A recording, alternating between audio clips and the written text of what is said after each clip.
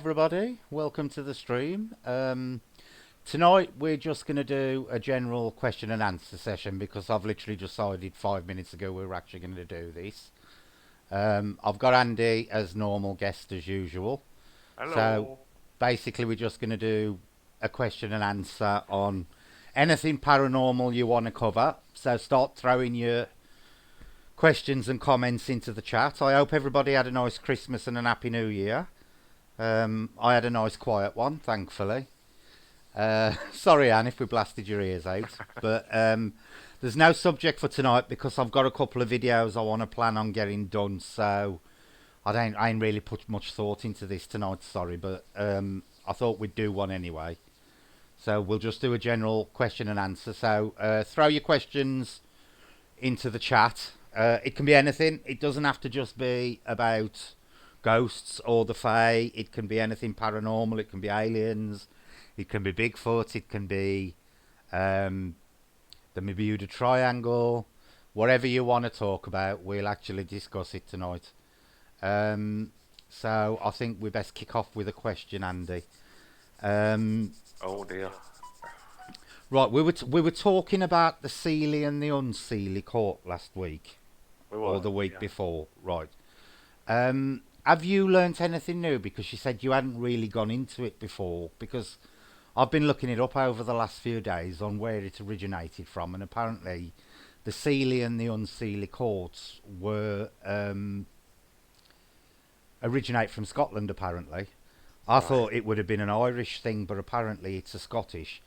And I noticed the other day there was a lot of people who still seem to think that it's more of a good and a bad thing, and there's certain types of Fae in one court and certain types in another. So can you like I do. reiterate what the Unseelie actually and the Seelie actually are?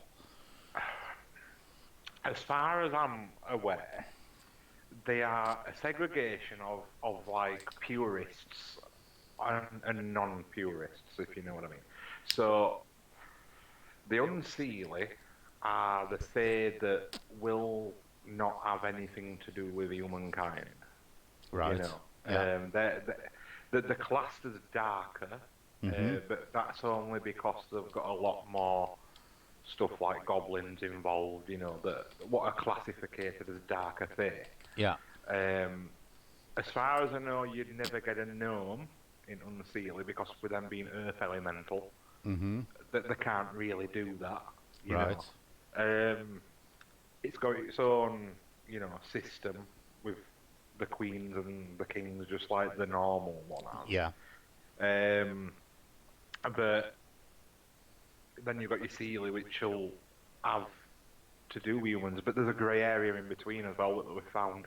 Yeah. Well, Some this that this have, this was going to be my next question to you. yeah, there's some that can, go against the rule, if you will. Yeah.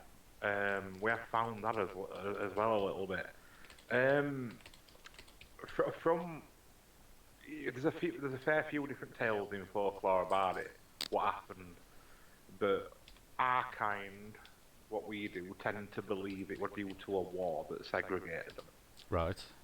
When humans sort of turned their backs on connecting with nature and the fae themselves. Mhm. So the unseelie are just a basic, they did that to us. We have never ever, that's Yeah. it. Yeah. The line is drawn. Okay, okay, okay. Right. Yeah. I think Anne just put a comment up there. Right. Um, right now, while I'm finding Anne's comment, what I was going to say, Andy, is what I was reading the other day is apparently some members of the Fae, some different types of the Fae, are actually considered uncourted. They are neither in one or the other, and it brought Yeah. up Yeah. examples like satyrs and nymphs apparently are, and the dryads as well apparently, Yes. Yeah. which I Because thought was they're quite they're a little interesting. bit, yeah, they're a little all bit different to usual lineup, if you will. Hmm. Same with brownies, they're on their own level, and and all that sort of stuff. Yeah. Uh, yeah. Hang on, I'm trying to scroll down. I know Anne put a comment. It was something to do with imps.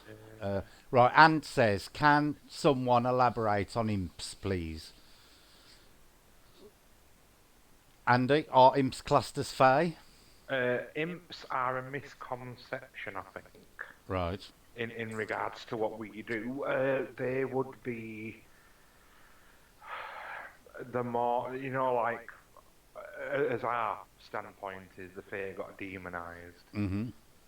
then imps will have been another variant Right.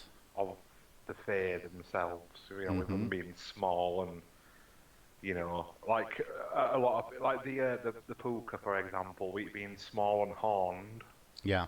would have been classed as an imp to religious sects. Like, Right.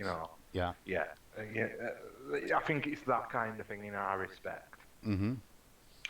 So they're basically they're more of a religious thing than a faith thing.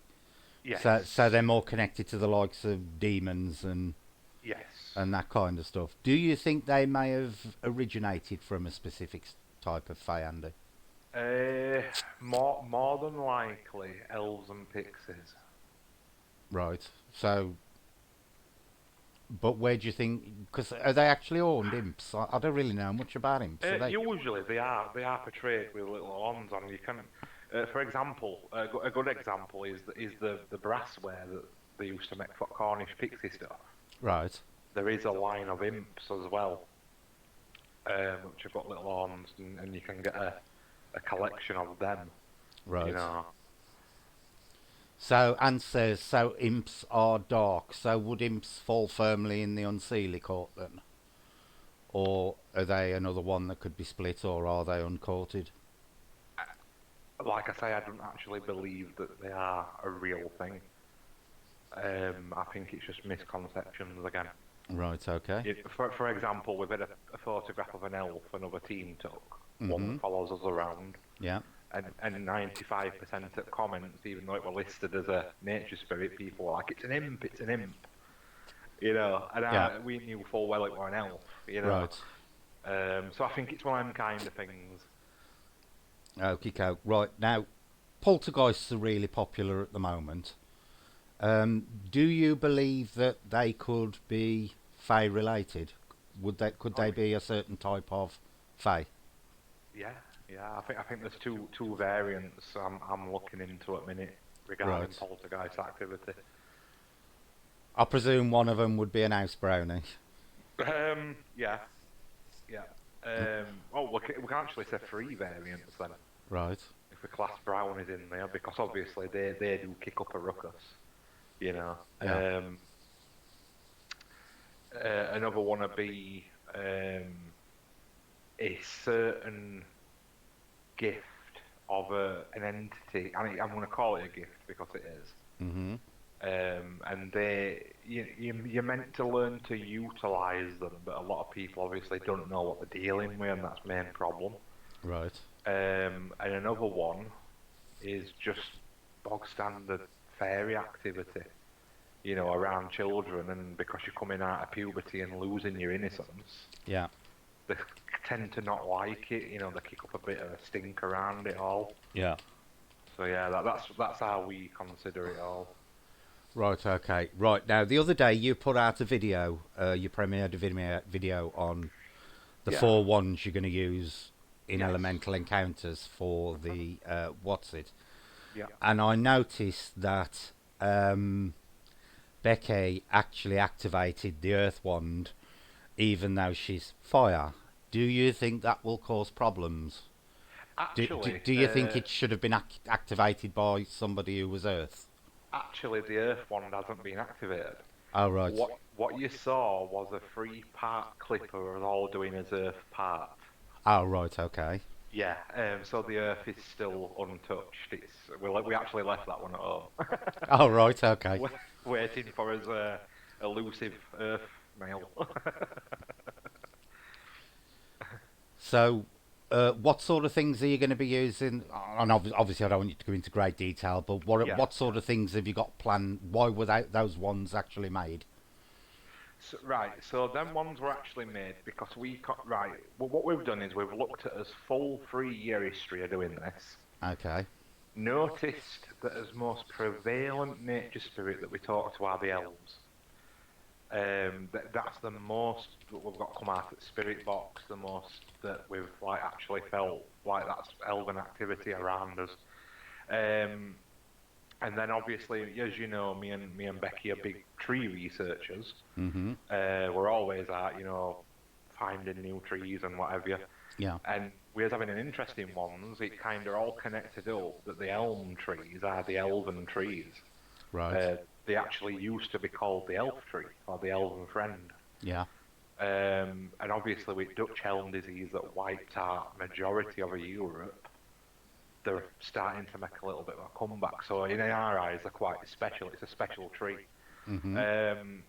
So we decided to put it to test to see if there were any truth to folklore, and I think we got quite a few fair, decently good answers, about them elms. Right. So it kind of all just dropped together on that. That's what we decided to use to connect to elves a lot better. Okie dokie. Right, Anne's put another question. Would some of Fey activity be confused by spirits in paranormal investigation? Now, what I think I meant to put was as spirits in paranormal Yeah. investigation. Right, correct me if I'm wrong on that, Anne, but I think that's what you meant. So, what do you think about that, Andy? Oh yeah. Oh yeah. And I think our sort of whole start is a good answer to that. Why we are here in first place. Because we did start out as just general paranormal investigators, mainly ghost hunters, Yeah. and obviously we started asking questions, things started happening, and you know that's now where as we are today because we find that majority of activity is due to fear. Right, okay. Cat says found a description for imps under fairies. Imps are mischievous little devils with horns and tiny wings, like to spoil things. I'm surprised they've used the term devils in. Exactly, and I think that kind of gives away that it's you know a, a a clubbing together of a few different things. I think, Yeah. yeah. Right, I've just seen some about Becky, something to do with NASA. What are your thoughts on NASA releasing a new zodiac chart with the 13th sign? I wasn't aware they had, Becky. Yeah, this actually puts a massive spanner in the works of everything that we go by. Apparently, every how many years wait Bex? How many years is it before it changes? Every 30 years, everybody's zodiac changes. Is that what they're saying? So what is this 13th sign then? I can't even pronounce it. It's a really weird name, but its symbol is the dagger with the snake wrapped around it, and it's something to do with Scorpio. Scorpio is only like a week. Ain't that something to do with the Hippocratic thing? I Because couldn't the tell you. Hippocratic oath, to do with doctors and medical, is actually a serpent circled round a Oh sword. yeah. That symbol. Yeah, yeah. I know it affects Scorpios. I mean, they'll become a lot rarer apparently if you put this 13th in. Uh, but it's really strange working it out, getting your dates correct to where it changes, and it's so hard. But it actually throws it out where I would become an Earth. Right, Becky is exactly the same as what she is now, which is right. really strange. Yeah, Ellen had become an air, yeah. and actually, if you go by the true workings of it, it's all different. Well, I wonder what I'd become then. I know. It makes you I'll wonder. have to look that up because I weren't even aware that NASA had actually released the news that, and it's funny for NASA to release something like that. Mm. You Mm. know, don't you think it's a bit odd that the North American Space Agency is now getting into astronomy charts? It just seems a little odd. It does. It does. Uh, Kat says there used to be a 13th sign in one of the ancient cultures anyway, didn't there? No idea. I would have thought something. It would probably be something like the Mayans or the Incans who would do something like that because there's like 13. There's 13 moons in a year roughly in that, rather than 12. Yeah, yeah. So that's probably where it comes in. It's probably more of the lunar the civilizations that were more based around lunar worship and stuff like that. Don't quote me on that, but that's where I'm presuming it probably came from, because that's definitely more of a lunar thing. Anne says, I was watching a program and they said imps were sent ahead to make way for demons to arrive to haunt a location, which is why I was asked and was a bit confused. Lol. Actually, Anne, there's quite a few cases I've read where things like that have happened. I don't know if you've ever watched the film The Entity and gone into the case behind that, but the woman who was being sexually assaulted, or claimed she was being sexually assaulted, apparently claimed that when the thing came to assault her, it was actually assisted by two smaller entities. So maybe that's the sort of thing that they're talking about. But that's not the only one. But that's about the most famous case I know of it. That the case that the entity's based on was actually a main spirit and two smaller ones that came to assist, sort of thing. What's your opinion on that, Andy? Oh, I don't know. Obviously, it's very incubus-y, isn't it? That case. But I won't know. Oh yeah, it was definitely an incubus. But I remember reading that she claimed that she found out that it was the main one, and apparently there was two other smaller entities coming with him, and they were the ones that used to pin her down. Yeah. Apparently, they used to hold the limbs for him, or whatever it was. I'm still searching for what I have experienced in my lucid dreams. Also, my internal tremors are very extreme right now, maybe unrelated, just looking for answers. See, it depends on what you consider lucid dreaming to be, Cherry, because some people believe it's basically just your mind overacting. Some people believe it's some form of astral travel or astral, projection. It all comes down to what you actually believe you're doing while you're lucid dreaming. What's your opinion on lucid dreaming, Andy? It's very strange because I've got a very strong dream cycle. I have absolute crazy ones to bonkers ones. To absolutely amazingly good ones that I've even considered painting some on them. As like a scene. Yeah. Because I think they've met good art, but from my understanding it's like a person that can actually control them to some degree, like they know that they're having it and they can like control it. And I've never been able to do that. It's like mine are completely out of control. They'll go where they want, so I can't. I don't know how a person would. Yeah, I'm exactly the same. Yeah. You're dreaming, but I've never really been able to control them one thing, and I've never dreamt I've been flying either. I have once. I've dreamt I've been flying in like a ship or something, but I've never actually dreamt that I was, just flying without the aid of something. Yeah. I've only once done the old Superman across a big bridge and a stream, but one of my recurring nightmare kind of things is actually flying in an aeroplane that takes off like a bloody rocket. And it makes you pass it, like your head goes all swimmy and you pass out, and it's awful. And then you've got to catch it back. Always at the end of the dream, you've got to get back on the thing to get home, and it's like, I don't want to do it. It's horrible. See, I don't like dreams like that where you're dreaming, but you're out of control. But yeah. I know it is quite common for people to learn to control them. But it's, even if I know I'm dreaming, I can sometimes, I sometimes think in my head while I'm dreaming, I hope this happens, but 9 times out of 10 it never does. Yeah. But some people can actually direct it, like a story basically in their head. Cherry says, I know I am dreaming, but the thing has actually told me he was Michael, an angel. Oh, so there's something actually communicating with you during these dreams, Cherry. That's quite interesting. That's quite interesting.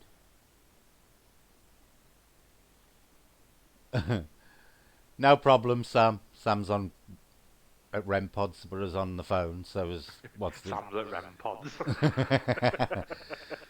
And says a normal dream to me would be what most call nightmares. Been like that since I was a child. I can take myself out of a dream.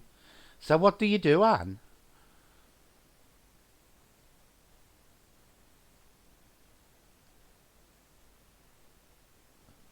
Brett, did you mention Offie? Gillian, I can't even pronounce that, let alone mention it. Offie, what's that say, Andy? Ophiuchus? Officious? I don't know. No, I don't mention that, Gillian. I can't even pronounce it. You'll have to type in chat what that is. I've got to be honest, it's a term I've never heard.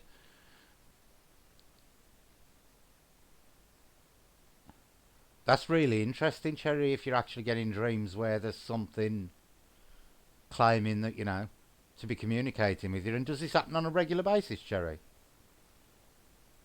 Oh, is that that's the name, is that the name of the sign? I don't know, Cherry, Gillian, all I know is with the Hippocratic Oath, and the symbol of, is something to do with, is it the patron saint of doctors? That's Yeah. his symbol, is the actual serpent coiled round. I don't know whether it's a sword or a dagger. I ain't quite sure which one it is, to be honest with you, Randy. It's a Yeah. blade. It's a blade of some sort. Yeah. It's Yeah. coiled around. It was scary. Cherry says it was scary to begin with, but now I look forward to his visits. What kind of things does it tell you, Cherry? I'd love to know. Yeah, that's quite interesting, Cherry. I can yell in my head and wake up, and I can wake myself up, but mostly I don't want to. Sometimes it happens for weeks and months, and then it disappears for a while. See, I used to have a recurring dream, Andy. I don't know if I had two actually. I used to have one where I was in a swimming pool and a shark used to chase me, and I can't swim. And a shark used to chase me in the swimming pool, and the ladders at the end Yeah. where you get out. I'd scramble up the ladders, and the thing would launch at me. Like in Jaws, where it comes up out the water Yeah. and Yeah. just miss me. But I nearly drowned when I was a kid, and I've often thought, is that me, you know, some way linking back to how close I actually came to drowning? Mm. But Could be. the other one I used to have was concerning we used to start off in these ships, and they were like fairground rides, and we used to fly to this house, and there was like big balls of, they were maggots, but they were the size of snakes. They were about 4 inches thick, and they were writhing in balls, and they used to float round this house, and they were like luminous colours, like luminous yellow and luminous orange, like day glow marker colours. Yeah. And they used to chase you around this house, and this house, I never knew where it was, never been to it. It was like a big mansion thing. And the only place I was safe is to run into this room, and there used to be a big four-poster bed in the middle of this room with a circle of candles around it. And as long as you got inside the circle and sat on the bed, you were safe. And I had that for years. I ain't had it for a while, but I had that dream for years, Andy. It was really weird. The one with the big balls of snakes and the bed with the candles round it. It was a real strange one.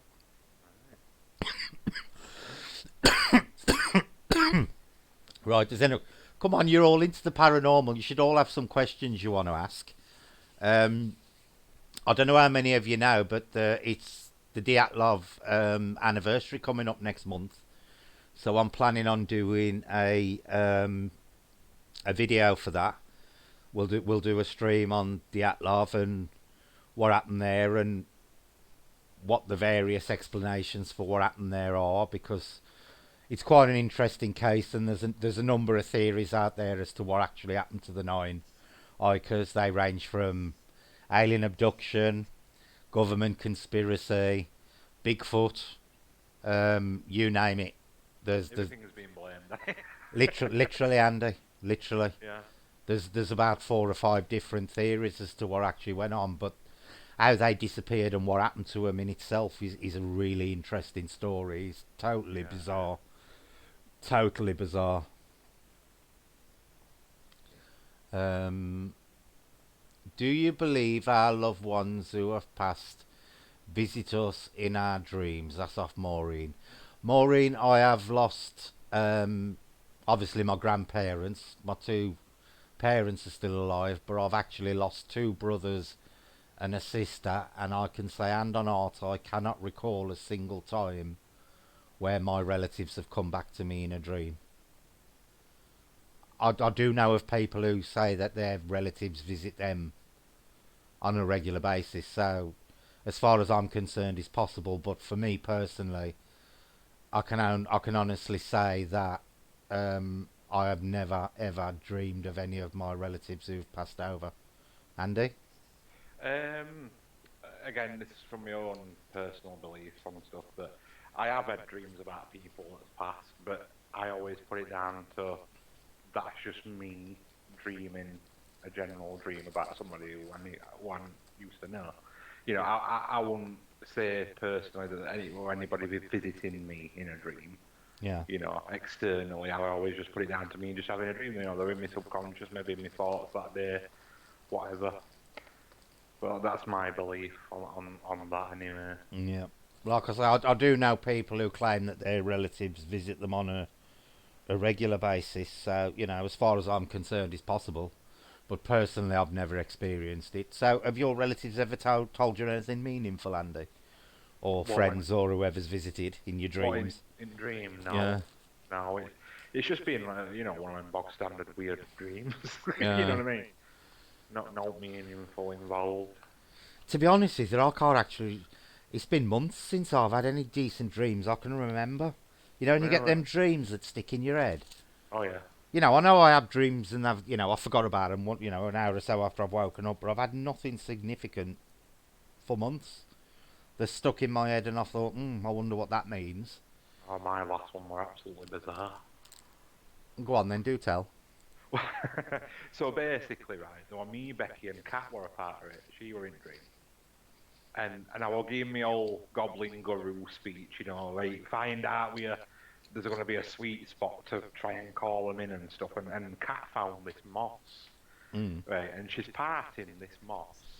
Anyway, it felt like we shrunk slightly, right, and we ended up at back of this fireplace in this house, right. You And we hadn't was been reading Alice in Wonderland before you no, went to bed, had you? no. We ended up walking into this bloody house, right, and it felt like it were abandoned but really pristine. Right. Anyway, we get to the end of the corridor, and there were these two figures sat. Anyway, one caught sight of us, and I looked at it. And in my dream, I felt like it were a troll, right? But it were knitted, so it were completely made out of wool. Right. And it looked Okay. like Sid from Ice Age, with one Yeah. head and eyes. I thought he was like, and it started chasing us, so we set off running, and I mean running like crazy, like proper pounding run.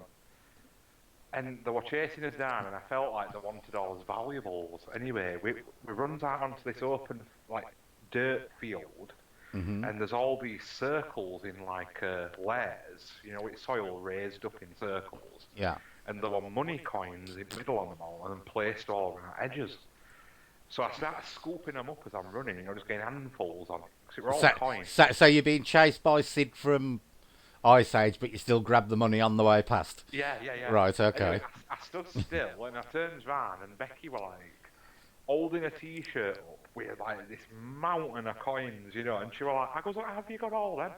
Anyway, she hands me this shovel, and she goes, dig down, there's more. So I started having a dig, and she tried digging in my spot anyway. I kicked her out of it, like, get me out, this is my circle.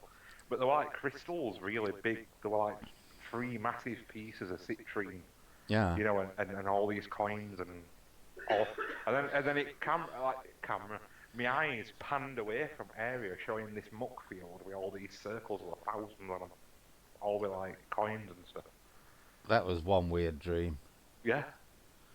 That was one weird dream. Right, Yeah. on the subject of relatives, Anne says, my dad comes to me regularly in my dreams. Lindsay says, yes, I believe that my loved ones have. Kat says, I've had relatives visit me in dreams, but not on a massively regular basis or anything. You see, I've got to ask though, do people believe it is a visitation from a spirit into a dream, or is it just you having a dream? Yeah. And what's people's standpoints on it? Yeah. Do you think it's an intelligent spirit coming in a dream, or wishful thinking? yeah? What do you actually like? Obviously, because this is what we're doing it with questions, Yeah, yeah, and you've got to like get to because not a lot of people make it clear like like when you say oh it visited me in a dream, yeah, quite clearly, Arnold Schwarzenegger could visit me in a dream, but he's very much alive, yeah, and I want to know yeah. what people are actually thinking about this Right, visitation bullshit. here's a question for all those who say they do, and I'll carry on reading your comments in a minute. For those who have been visited by their relatives, have any of you ever been told anything meaningful by any of them during, not just, oh, do you remember when such and such happened, but have they ever told you something that has actually proven to be true that that hadn't occurred in the past? Right, Maureen says, mine do often and so do my pets. That's an interesting one. Mm. Kat says, her and her mom often dream about her auntie on the same night. Hi, Nikki. Anne says her dad has given her advice when she has a problem. Now, that's quite interesting, Andy. Yeah. Stephen says they visit to let you know they are live and my parents in my dreams and visit from mum. See, I've never. See, all my friends and relatives must be glad to see the back of me because I can never, ever remember, honestly, Andy, having a dream that's concerned any of my relatives or friends that have passed on. Not one. I may have had one and, forgot about it. Yeah, yeah. But I've got no recollection of any dreams of any of my relatives ever visiting me after they've passed on. Not once. So obviously, it's something that could be, if a lot of people believe it, it's something that could be looked into more, isn't it? Yeah, Somehow. definitely. I don't doubt people when they say they visited because I was what? Did you watch that Transmedium video I posted the other day on the group? Oh, I don't believe I saw that. It, Must it, have it, got it's lost in. it's the woman who's got Ellen's surname, and I said any Oh, right, relative. yeah. Watch it because she's a trans medium and she turns into a man. Right. Quite interesting. The only thing was, for me, she weren't the real deal because she was answering questions a bit too quickly regarding people's relatives and stuff. Like she was answering instantly. Like they were Right. saying, does my aunt or does my uncle think this? And straight away she was coming up with the answer. Now, every medium I've ever encountered has to have a little bit of time to get through to Yeah, speak yeah. to the person in question, and she was quite instant. But very interesting watch, but I weren't 100% convinced she was fully genuine. Now, I ain't Right. saying that the woman's deliberately deceiving somebody. It may be some kind of, I don't know, psychological thing. Yeah. But for me, something just ain't ring quite true with her. But watch it because it's a Yeah, I'll have a look at it. very interesting watch. Lindsay says her family have given her advice too in her sleep. Becky says is going to nick the trolls for you, Andy, just to remind you of the dream. I hope she does. So brilliant. Lindsay says can't say on chat, but mine is intelligent. What's intelligent? Intelligent when it's my dad. Oh, they're giving you intelligent advice, Lindsay. Okay, I'll get you. Um, Kat says because sometimes me and my mum will dream about my auntie on the same night, and then something will occur in the family. That's quite interesting, Kat.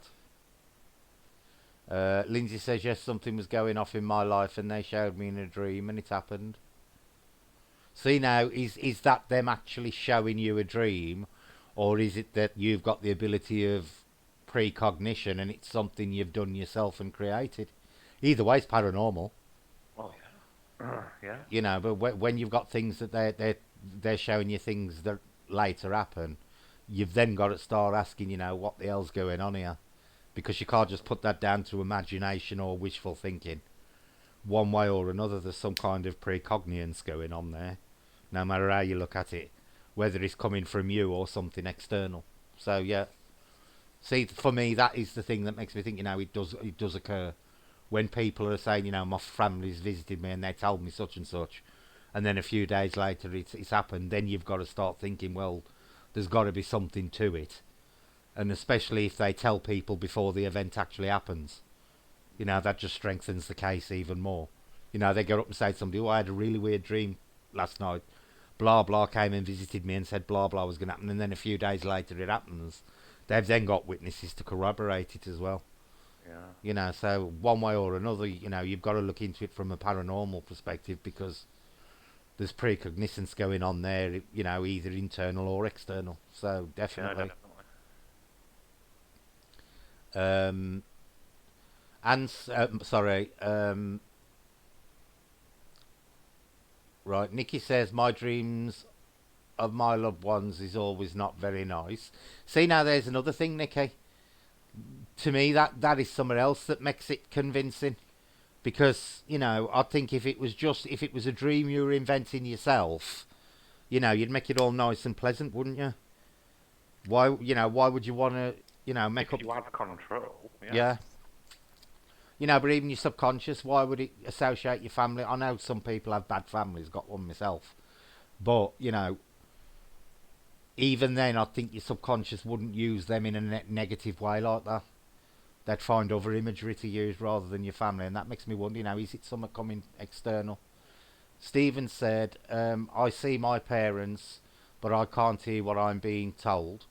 I've heard of that before, Stephen, where people have dreamed, people are talking to them, the mouths are going, but they can't hear. Right. Maureen says, what is the best evidence you have had of life after death? I used to attend a spiritualist church quite a lot, Maureen, and I've seen a lot of I won't say a lot of, but I have seen a number of what I consider genuine mediums from different areas of mediumship. I saw a very good physical medium working once, which I think was very convincing to me of life out. Well, they say life after death. I like to call it existence after death because you exist in some form after death. I don't know whether you carry on your same life as such, but I do believe that you as a person, your consciousness in some form or another carries on.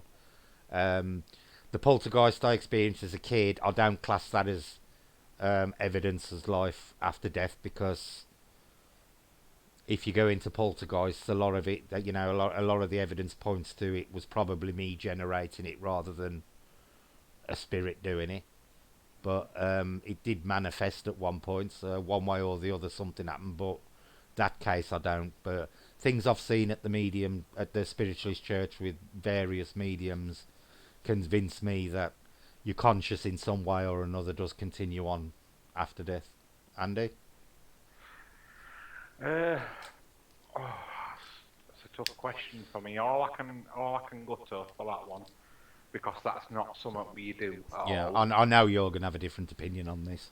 Yeah, is Peter, our friend who died a few months ago, asked personally if we could try and do a partnership that he could try and come back through and speak through a spirit box, and that we could obviously try and contact him through it. Yeah.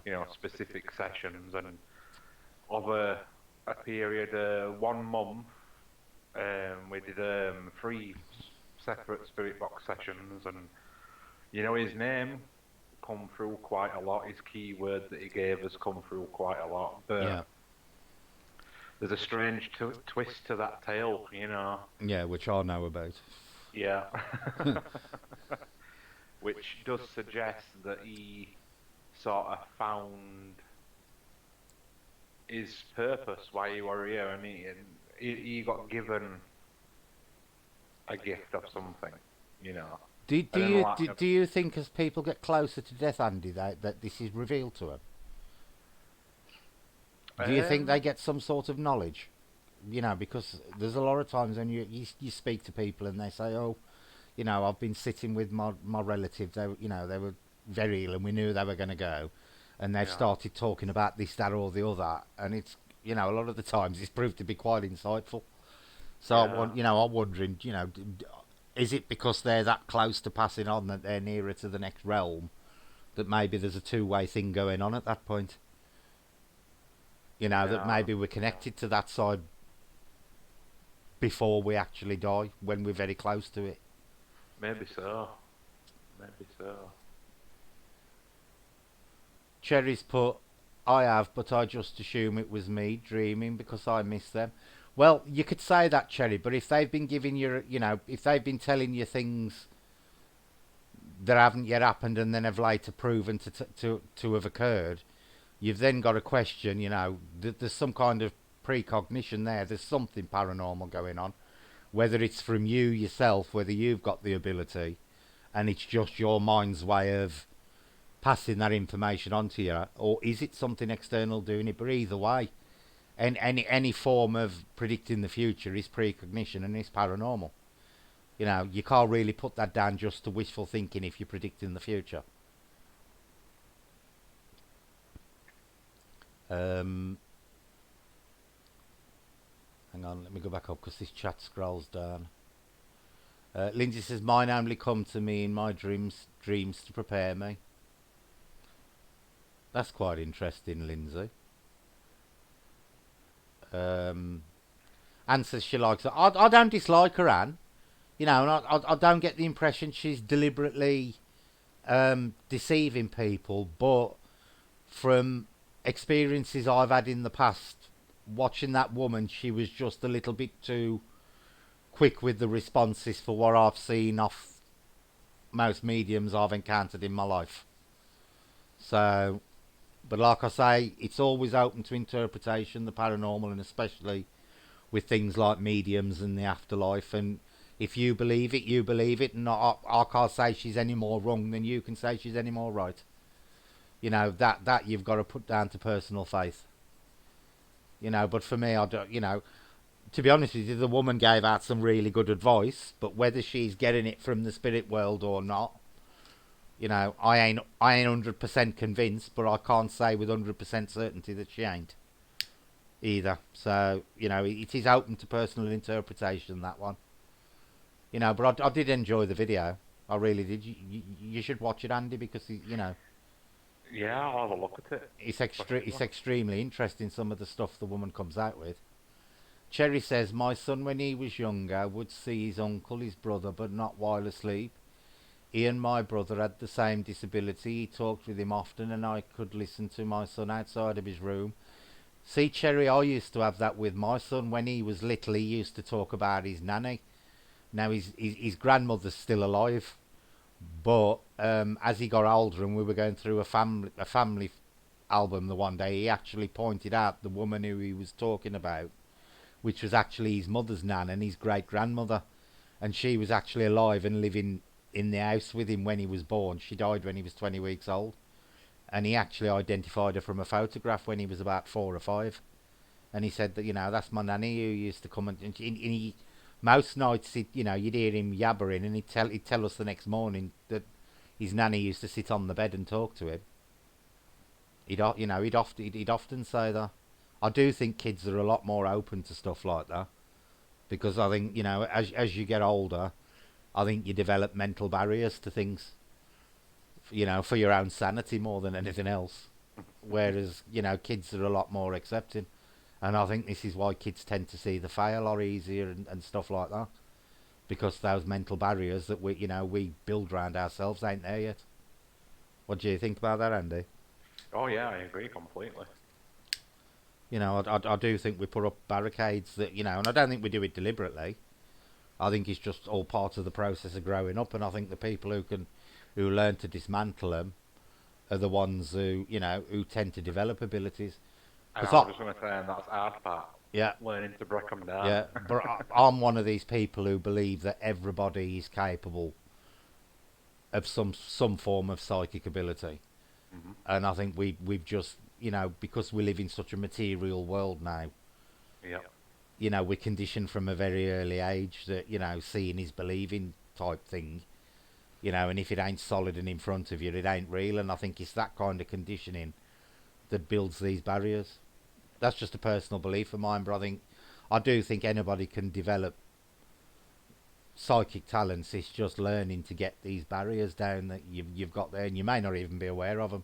Most people aren't, and it's just learning to break the barriers down, and then who knows what anybody's capable of. Kat says, I do have quite a lot of premonition dreams, though.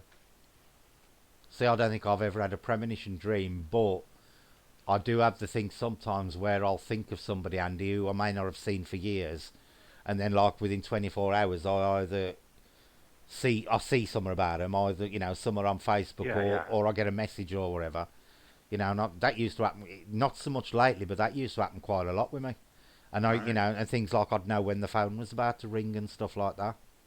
Mm. But it ain't something that's happened. I still get it occasionally, but when I was in my 20s, that used to be like a weekly occurrence with me, but not so much now. To this day, That my one. go on, Well, go on. I was just going to say that one interests me. What Ellen was talking about earlier. Well, both on you when you were on about looking. You look at something and then it pops up Mm-hmm. or whatever. But an interesting, and Ellen did mention it. Like a lot of people obviously search stuff for Google and it shows up on your timelines on Facebook Yeah, and stuff. yeah, But like with us, it happens a lot. Like say if you watch a film, and yeah, it can be a right odd film, right out of the blue. I don't know, it could be one from the 70s, right? And then next day, it's all there. People will be sharing stuff from it, and it's like, yeah, what? yeah. And that happens regular to us. I think that's a strange occurrence. What Andy's talking about, and I just found this really freaky. I'm convinced now that Facebook and YouTube are spying on me. Um, I turned on my YouTube this morning, and you know how you get your recommended videos to watch, and one of them was this video of guys playing panpipes. Now, knowing Andy and knowing what we did in the Fay Garden, I thought, oh, I like this. I'm going to post this on our group because Andy likes it, because I like the panpipes and Andy likes it. So I posted this link to this video saying, oh, I've just watched this group playing the panpipes and it was quite emotional. And then 5 minutes later, I turned on Facebook and up pops on my Facebook, on that timeline, a post off Kat that she had actually sent exactly the same video to Andy 13 hours before. That's it. Now, I'd got no knowledge that Kat had made that post to you from Facebook because the first thing I turned on was YouTube and it was Yeah. there, and then I posted it, and then I turned on Facebook and it literally popped up in my, when I switched back to my Facebook page. You know how your Facebook page updates every so often? Yeah. And as soon as it updated, that post off Cat to you was there, and I thought, I don't believe that. Strange, isn't it? I could have understood it, Andy, if it was something paranormal related, but it was a music video about panpipes, and that was what was so freaky about it. So I swear now that either YouTube are telling Facebook what I'm watching, or Facebook's telling YouTube what I'm doing, one or the other. It's reading my friends list and telling me, and putting things on YouTube that my Facebook friends are talking about. But honest to God, Andy, I had not seen that post of Cats until after I put that on the Right. group chat, and then when I pressed the refresh button on Facebook, it popped up, and I thought, Jesus, how weird's that? It's a bit strange. So Facebook's spying on me. Lindsay says there's come in her dreams to prepare her. We've done that with Lilith Cat says there's a lot of premonition. To this day, my son cannot go to cemeteries because he says it is too loud. What he really needs to do, Cherry, is get to a spiritualist church and get some help. He needs to get into a development circle to help control that. He needs to get to somewhere like a spiritualist church or a reputable medium who can help him control that, because it can be controlled. There is a way to turn it off, on and off, if you want to. Because the last thing you need is that kind of row in your head all the while. Anne says she loves. Nikki says agree, Brett. Anne says I love cemeteries. I find them so peaceful. I do as well, Anne. I've got no problem with cemeteries.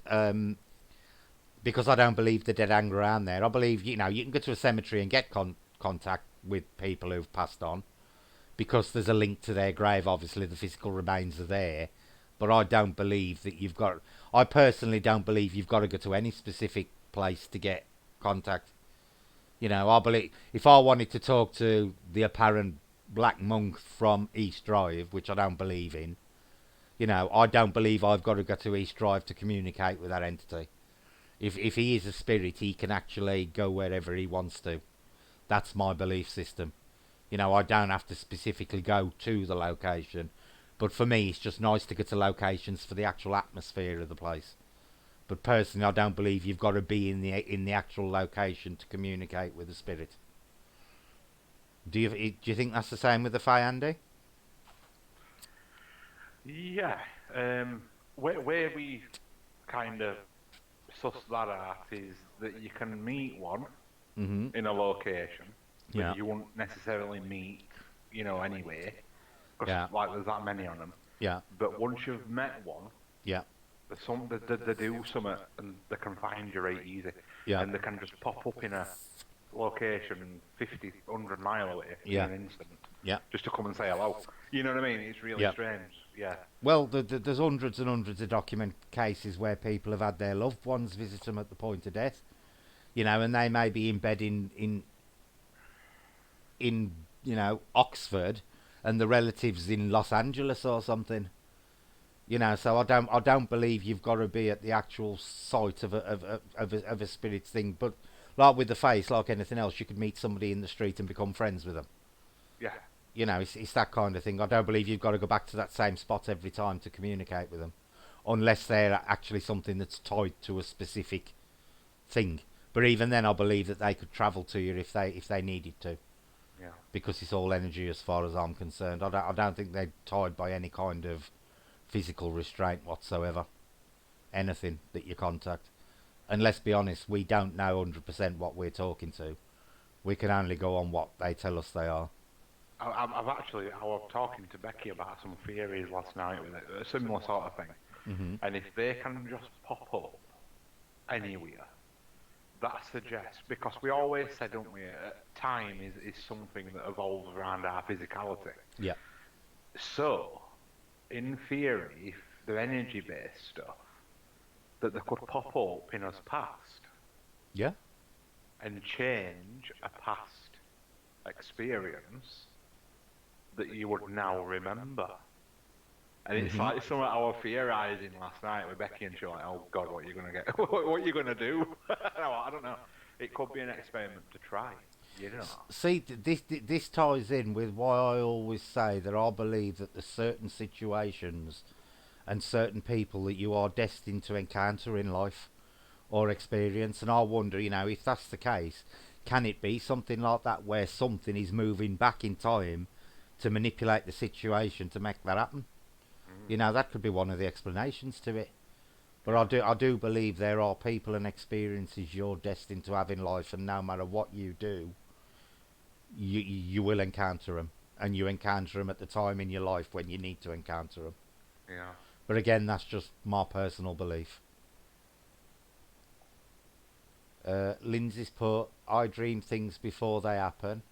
I dreamed my dad passed the week before he did. I've lost other relatives and known before, and other more personal things. Yes, see, Lindsay, that all comes down to precognition. But what you've got to think is it them telling you, or is it you having the ability, and it's your mind? That's your mind's best way of doing it. Of putting the message across to you.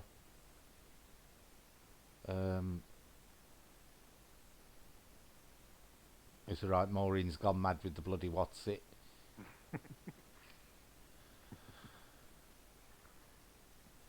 I've lost the chat now.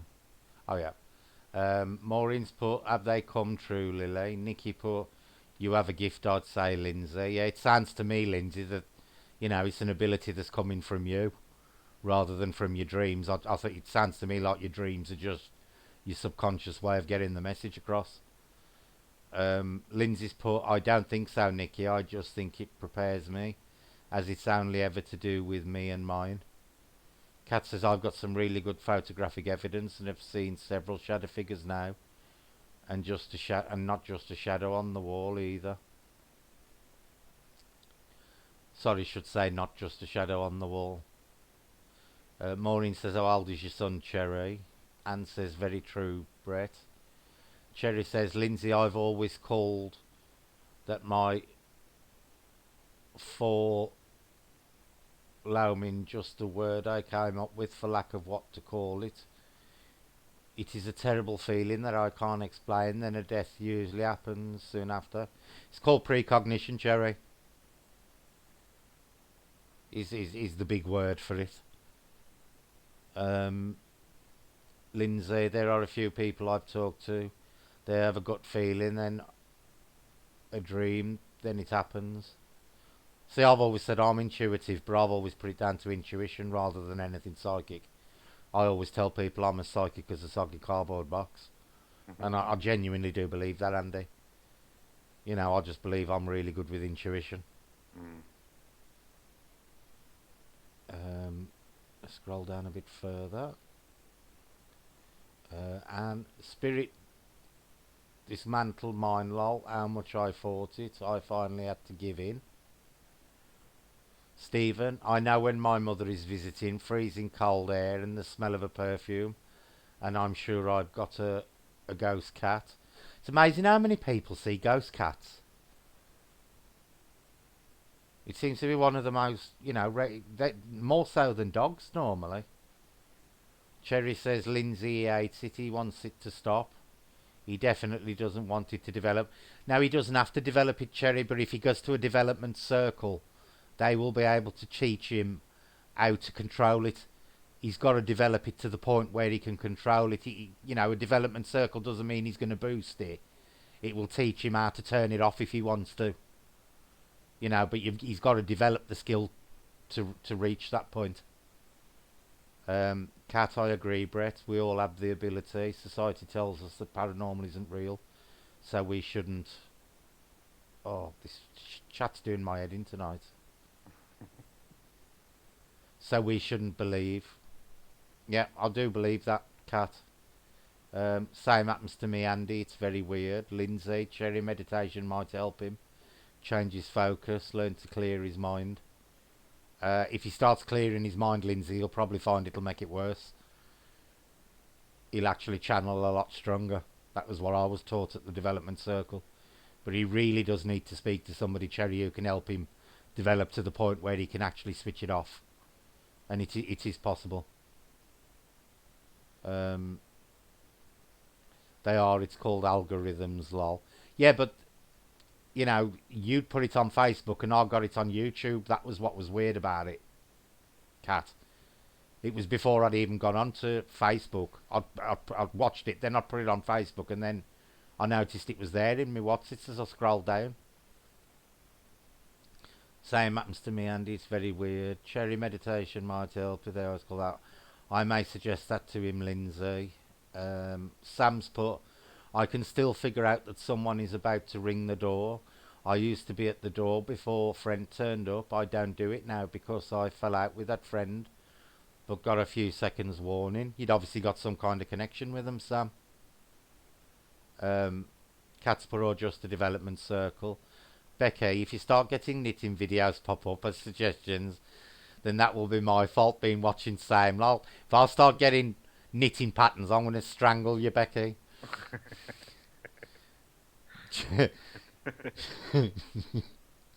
God, that's the last thing I need on my bloody what's it. Cherry, yeah, he definitely needs to turn it off. Sometimes it drives him bonkers. It will do, Cherry. See, I had a friend who was very similar, and they ended up having to go that route that I've just said to you, because it was literally driving him mad. He was getting no sleep or nothing. It was really affecting him psychologically, really badly. Sam's put, I believe at the moment of death, the energy is already gone from the physical body. See, Sam, I believe it leaves at that point. I believe as they pass away, it pulls out. Cats per hour, yes. Real drive. And Ansput, completely agree, Andy. Once you meet them, they can communicate you wherever you are. Totally agree as well, Anne. I don't think distance from anything of an energy nature is a problem whatsoever. Man-made construct. Hi, Julie. Maureen's going mad with the bloody ice again. I will have to talk to him about it. He sometimes thinks he's losing it, and I feel it for him. He will do, Cherry. But he really does need to speak to somebody who's had experience of it, because they'll be able to teach him methods on how to shut it down.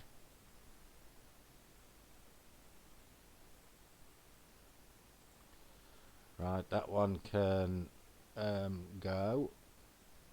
Bye bye. Oh, I was about to do that. That one's gone. Look at your local spiritualist church, Cherry, Cat says, or development circle, or wellbeing centre. Yeah. Yeah.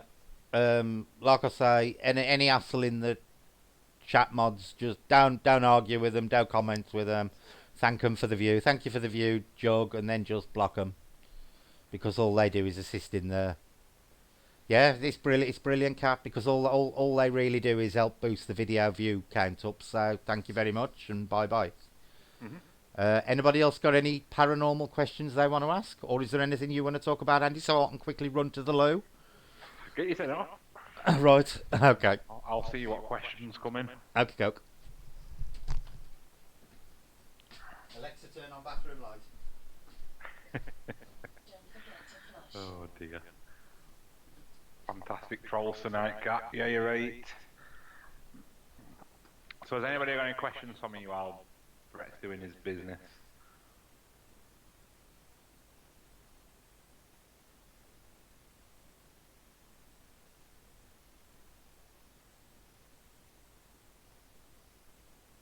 Good night, Anne.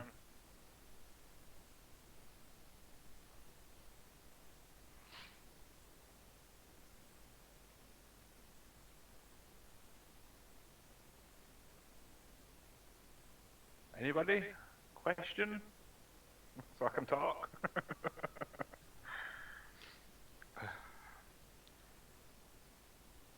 Oh, cheers, Kat. Yeah, I really enjoyed putting that one together. It was something very, very, very, very different, but I felt more at home with it. I really enjoyed doing that one. Hopefully a lot more of that style to come as well, I think. You know, go in that direction, I think, from now on. I'm back. What are you talking about? Kat was saying she enjoyed the video that we put up with ones. Yeah, I did. It was really good. Yeah, different, but more enjoyable for me. Well, it makes a nice change to have, something different to watch on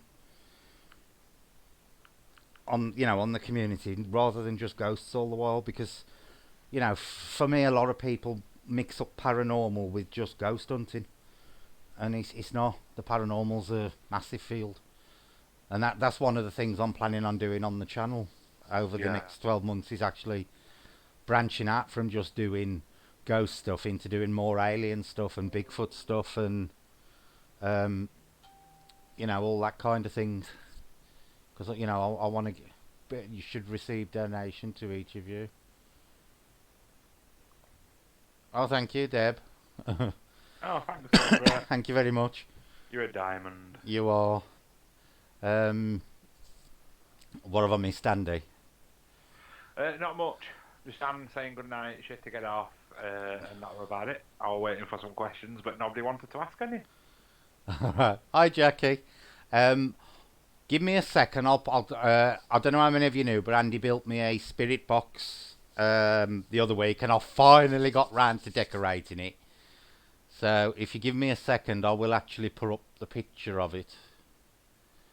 Give me a second, and I'll show you what I've been doing. Preferably without showing all me.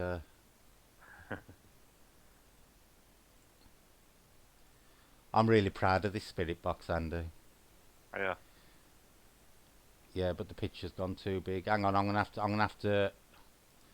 Give me a second. That is the front of my spirit box. I don't know how many of you can actually see it. Can you see it yet, Andy? No, it's still on delay for me. It shouldn't be too long away. It'll pop up. It'll pop up in a second. I'm really proud of doing that. It's my first attempt at wood burning. But is it first time you've done it? Yeah. Ah. I've never done it before. It's very similar to glass engraving, but you've just got to be a bit more patient. So there you go, Deb. That is what the front of my spirit box looks like now. I've actually ordered a pentagram to go on the front of it today, Andy, from eBay. Oh, excellent. I've found a guy who's prepared to do me. He's doing me a custom size one. So that circle in the middle, it's actually a pentacle. So the speaker's still open, but the pentacle will go across it. And then I'm planning on sticking my 4-leaf clover in the centre of the pentacle. All right, yeah, that'd be cool. So, you know, the leprechaun's looking at the 4-leaf clover. Excellent. But, yeah, I'm really pleased with how it's turned out. But I've still got a lot to do. I've got the sides and top to do.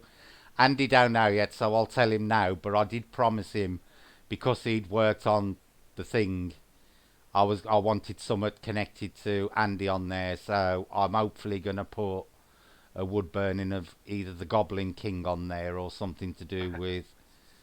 He's going to go on one of the sides, or something to do. You know, he's got to go on there in some way, shape, or form. But yeah, but that's my first attempts at wood burning. It's an experience very similar to glass engraving, but a bit more fiddly because the wood burner's got a slightly longer shaft on it before you get to the nib, Andy. And the majority of them are cut for right-handers, and I'm left-handed, so it makes it a little bit more awkward. But I know what you mean, though, because it's like you've got that distance, haven't you, between end and where you hold it, and it's a little bit like and you cannot get any closer to the nib, because I actually burnt my finger. To believe it or not, folks, I burnt my fingerprint off the other day. And it caused me all sorts of problems. I got locked out of my internet banking. I can't switch my phone on at the moment. I have to use my left finger. Luckily, I put my left finger on in the fingerprint as well. But I went to log into my bank the other day, and because I burnt my fingerprint off, it went, oh, you've done 3 attempts and now your thing's locked. So I had to re-register all my bank details and everything this morning so I could access my bank and stuff. But yeah, but I really enjoyed it, Deb. I really did enjoy it. Like any staining on it or out like that? I want to varnish it. Varnish it, Yeah. I want to leave it that pale colour. I like it that pale colour. All right. But I want to get a, you know, cause I like the rustic cartoony look of it. But obviously I've got to varnish it and stuff. But I don't really want to varnish it until I've done the tops and sides. There's definitely something going on one of the sides related to EE, but then I'm going to stay in. The other thing I'm thinking of doing is actually doing the edges with the Celtic, I don't know what you call it, like the chain. All right, yeah. That kind of thing. But not pattern, yeah. Yeah. Right, let's go back to what is the scariest paranormal hybrid ID? What do you mean by that, Carl?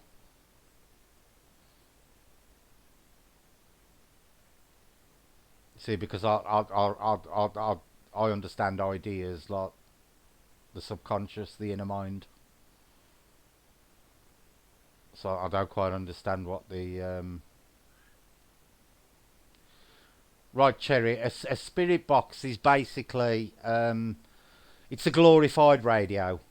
What it does is when you normally scan a radio and it scans to a station and then stops, spirit boxes are converted so that they don't stop at a channel. They constantly scan through the frequencies, and the idea is that they go faster and faster and faster and faster, you know, through the frequencies, and you can vary the speed on some of them. You can on that spirit box because it all works off a PSB7, and then basically it's claimed that paranormal entities can actually manipulate the sound to communicate with you via words.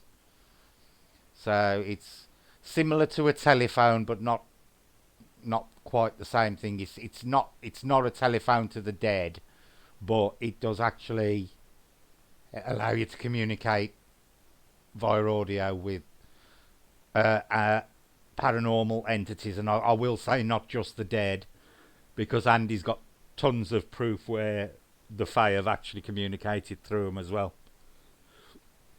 Is that not so, Andy? Oh, tons. Tons and tons and tons. Originally, Cherry, they didn't use radios, they just used white noise generators. And basically, you still got voices coming through on white noise generators. The only problem with that is a lot of people find white noise to be very uncomfortable to listen to. Alright, Carl says, hybrid paranormal creature, which is the scariest you can think of, Andy?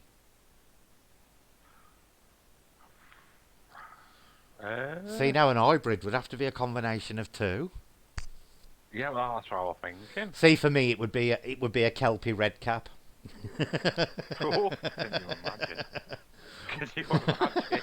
One, because kelpies jump out of water and grab you and drown you, and redcaps are just murderous anyway. So, for me, it would have to be a combination of a Kelpie redcap.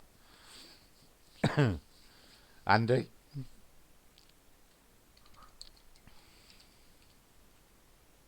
I don't know, because I don't believe in a lot of stuff. No, I think he means what would you consider if you combined two would be the most scariest?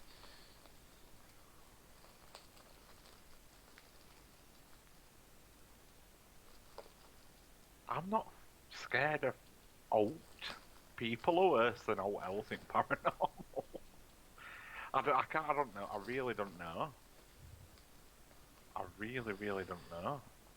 Well, I'm sticking to the Kelpie redcap. We'll call it a Kelpie cap. Or a red kelp. That'll do. Kelp. A red kelp. So basically, it'll jump out the water, stab you to death, and then drag you back in. While dyeing its mane red. Fae are fairies, Cherry. They're so much more than fairies, Nicky. There are, God, Andy, roughly how many would you say there are of different Fae types, Andy? Written in folklore, there must be at least, well, there's got to be 1,000 plus different ones. Can't confirm if they're all, sort of real. Now, I would never. Oh, go on, sorry, Andy. Go on. No, I was going to say I would never say that unless we get something talking that it were ever real or what. Yeah. Yeah, that thing I just told you, Carl, isn't actually a real Fae. I've just combined two of the worst Fae that I've heard of into one to make an hybrid. So for me, it would be a combination of a Kelpie and a redcap. Both of them are extremely nasty in their own right. Combining them would be my worst nightmare. Lindsay says, I agree, Andy. It's the living that harm each other. Yeah, most definitely, Lindsay. Cherry says, do you believe they exist out of folklore? Most definitely. Andy? That's what our channel's all about. Yeah, if you go to Andy's channel, which is Elemental Encounters, Cherry, you will see a lot of evidence concerning the Fae. The problem is a lot of people have got, when you say Fae, they immediately jump to fairy, then immediately jump to Disney and Tinkerbell. And the Fae are far from what Disney portray them as. Far from what they do. Sounds like Jason Voorhees. Who's Jason Voorhees? Oh, from Friday 13th films. Oh, is that his surname? Voorhees. Yeah. I never knew him as Jason. Yeah, Carl, Kelpies are they're a water elemental that apparently disguises itself as a horse if it comes onto... Well, apparently from what I've been reading, they've got multiple ways. They either just leap out of the lake and grab you like a crocodile, or the other thing is they transform themselves into this really beautiful horse that you get on the back of, and then they jump in the lake and drown you that way. Either way, they behave like crocodiles. And red caps are just these murderous little things that just don't like humans at all, and they use the blood of their victims to dye their caps red. Charming little fellas. I got that right, didn't I I, want, Andy? yeah, I want to hug one.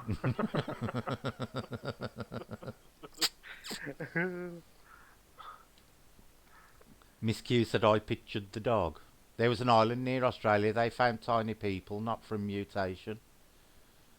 The thing is, Miss Q, there are so many places on this planet that we haven't explored yet. You know, people think we've fully explored the Earth part of Earth, but we haven't. You could still go up to like Washington State in New York, and you could go to places in the forests where Bigfoot is spotted a lot, and you could go to places that even now humans have never been to before.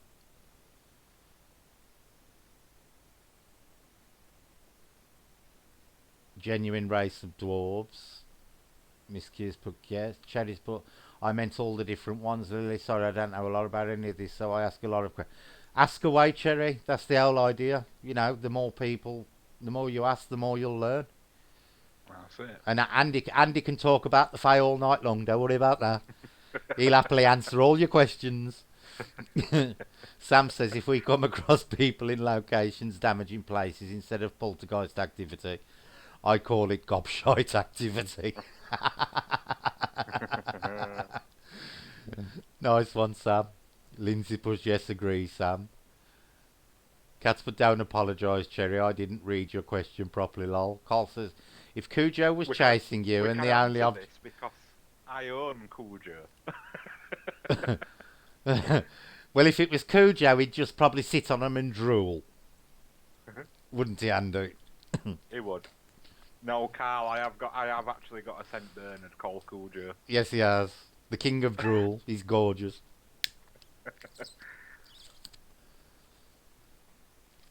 If Cujo was chasing you and the only object was your only, and if the only object was your only defence, how doomed are you? It's quite funny. Exactly, Nicky. Asking is the way we learn. I think Bigfoot can do the predator thing. I can't think of the word. Cloak. It's quite a common. It's quite a common belief. Well, move, Coco. You've got the entire two settees and you're trying to wedge behind me. Um, it's quite a common theory with Bigfoot that one of their abilities is they can cloak. A lot of people do believe that. The other belief that they disappear is, well, there's two. One, people think that they are part of the UFO phenomenon and they are linked with UFO sightings a lot. One of the others is that they're interdimensional and pass through portals into other dimensions. And Andy's version is they're a form of Fae or linked with the Fae. So would you like to clarify your Bigfoot and the Fae theory, Andy? It's not mine. It's other people's research. This obviously, I'd love to do my own, but we don't get that many Right. Well, just tell them what Bigfoot. your belief is regarding the Fae and Bigfoot. Yeah, I've got to put that because Yeah. there's ears all over Yeah. and saying I'm going to rewrite stuff and Yeah. you know. Everything said Yeah, on so this channel is personal belief. We've got no way to prove whether we're right or wrong. It's just personal belief or relaying other people's beliefs. or other Yeah. people's So beliefs.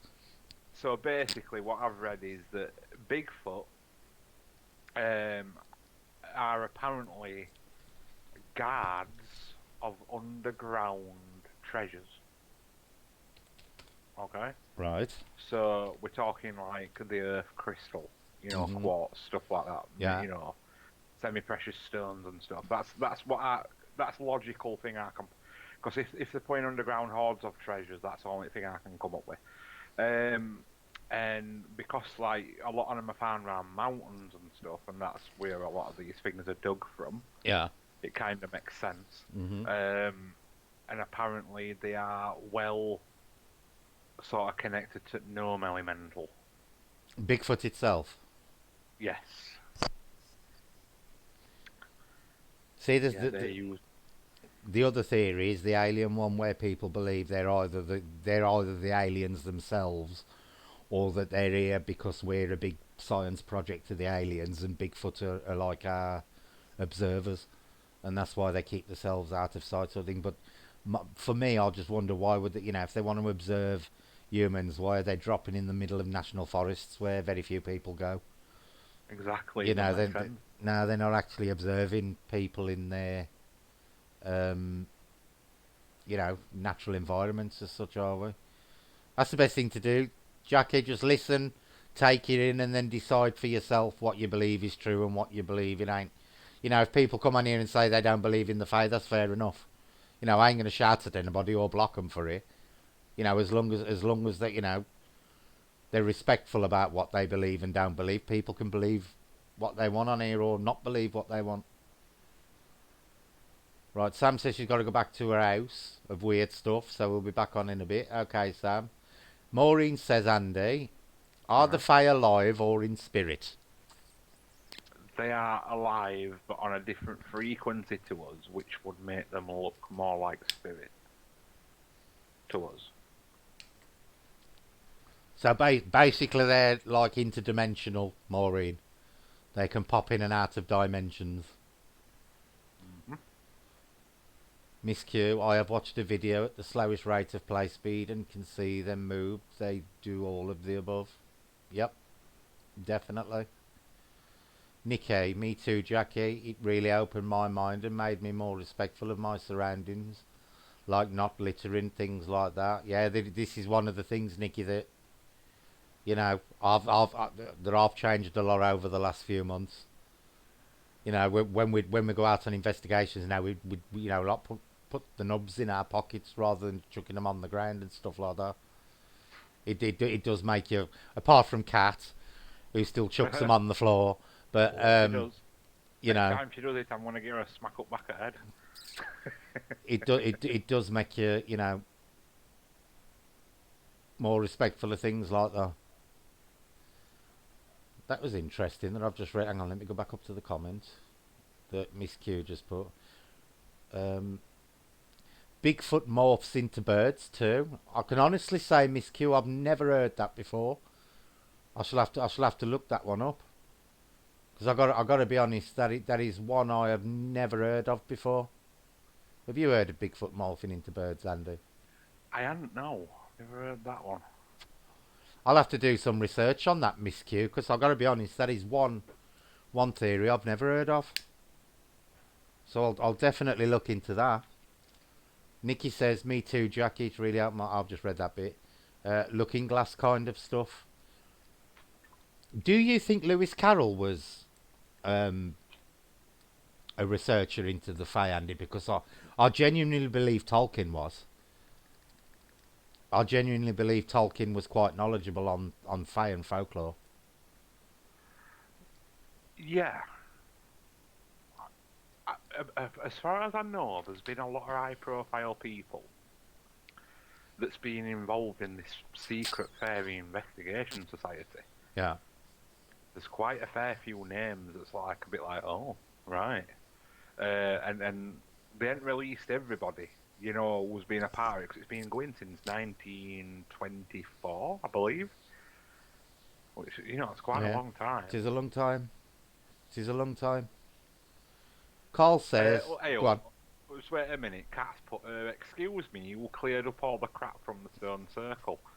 Yes, but who threw a cigarette butt outside of David's gates of a week, Cat? I've got to say. Especially at David's place, it is a nature reserve. Right. Carl says, anybody What? believe in demon clowns like Pennywise? Oh dear. Personally, Carl, I don't believe in demons. I do believe there are entities out there that can appear to you how you presume they will appear to you. So it's quite possible something could appear to you as Pennywise the clown. If it plucks it out your head, that's what you're scared of. Andy? Now, we now. I reckon, now. So it's a yes from me, a no from Andy. But But, I don't believe it's a demon. I believe that things can actually access your fears and use them against you. oh yeah, that's possible. Sorry, I was reading comments and didn't quite Yeah. catch what you'd said. No, I don't believe there's a demon clown, but I believe there's probably things out there that could appear as a demon clown if they worked out that was what you were scared of. Mm, You know. But as for Pennywise himself, no, not in the yeah. slightest. Cherry, I usually just listen, but everything me and my son have dealt with and still deal with make me want to find out more. Cherry, this was exactly what got me into the paranormal. I had a few paranormal experiences as a teenager, and it was the urge to learn what was going on. And I've been doing it now for 30 odd years. Been into it for 30 odd years now. And I always say to people, you could do that. You could do you could research the paranormal 100 years of your life, and you'd only ever scratch the surface.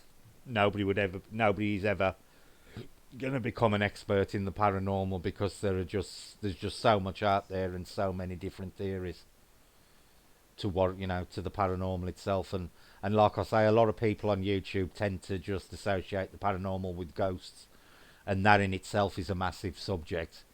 But if you start to go on to the other subjects of the paranormal, of things like Bigfoot or aliens or whatever, 10 lifetimes you wouldn't cover it all. No way. Kat says that makes sense, Andy. Miss Q says no call to your clown question. I think Nikki's a bit upset that Miss Q doesn't believe in Pennywise.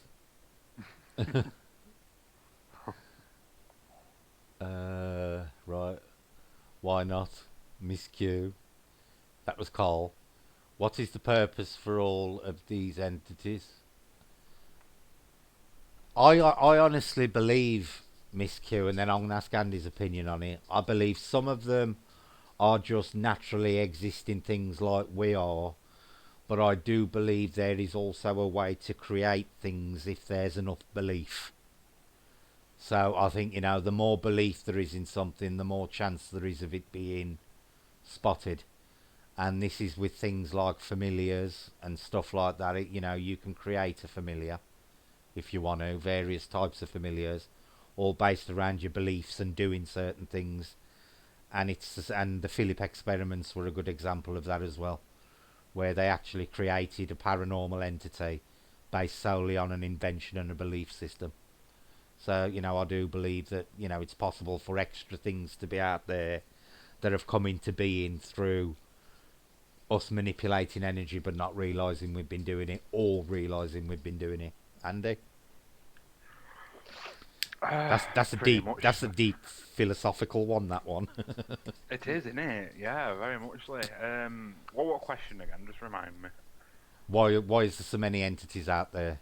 What's the purpose of them all? I don't think we could ever answer that, could we? No.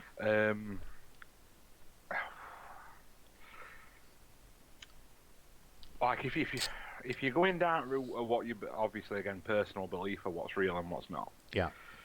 I sort of think a lot on them. Well, we'll start with faith first. They've got a job to do. Yeah. That's a common theme throughout the fae world, is that they've got a job, and that's working on Earth. We relatively call them caretakers at Earth. That's why they're pissed off with us all for not, taking care of it ourselves. So then you go on to other stuff, and I don't know, because like you said, a lot of them might be just here existing, Yeah. In their own way, shape, or form. Mm-hmm. But then we terminology use what are entities. Yeah. It's like it suggests that that's other stuff in it as well. Like what if people want to believe in demons, why would they be here? What's their purpose? Yeah. The true sense of demon. So it always weirds me out, the old Christian thing, they all punish the bad people. That's their job. Yeah. But it kind of don't make sense, that, does it? No, because Never has to me. If you go back to a lot of the religions and belief systems that predate Christianity, all their gods had dual personality type things. They had a good side and a bad side. You don't get like a bunch of goodies and a bunch of baddies, But you didn't, Andy, did you? Modern thing. Yeah. Zeus could be very generous, or he could be a complete twonk. Yeah. depending on what his opinion of you was, and that goes, and it was the same for the Norse gods, and I believe even that, like the Incas and the Mayans and the Aztecs, all their gods, and same with the Egyptians, they all had multiple aspects to them. Some of them, Yeah, yeah. there No, weren't it's right. there weren't a bunch of goodies and a bunch of baddies. It's only since I mean, Christianity that seemed to become popular. yeah, there's famous tales, isn't there, about them going into underworld, certain, what Yeah, would you class as the good of gods, going yeah, into underworld, and having to do with, yeah. with their version of devil and whatever. Mhm.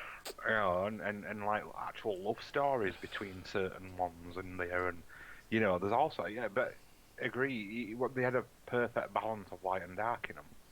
But That's what it is. even like their gods of death, they were never considered as negative entities as such. They were just considered part of the cycle of life. They, Part of the cycle, they were exactly. they were never considered evil. Yeah, Every particularly the Greek and the Roman gods, they were known for being capricious.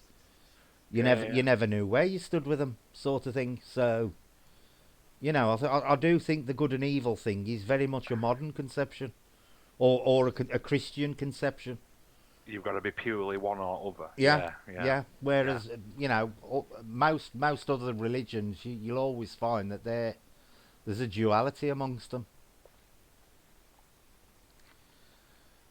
Um, Carl says, "What is your opinion of the haunted forest in Japan?"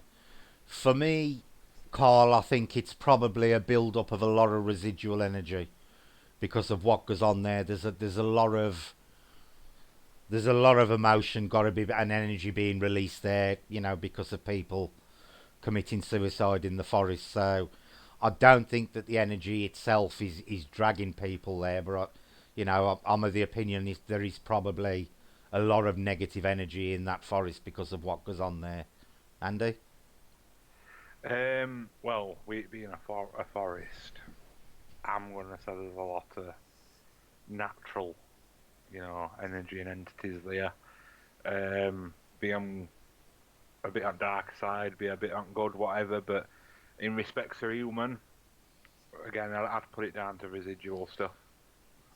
Like, What I was going to ask you once you'd finished, Andy, do you think yeah. places like that would be attractive to the unseelie?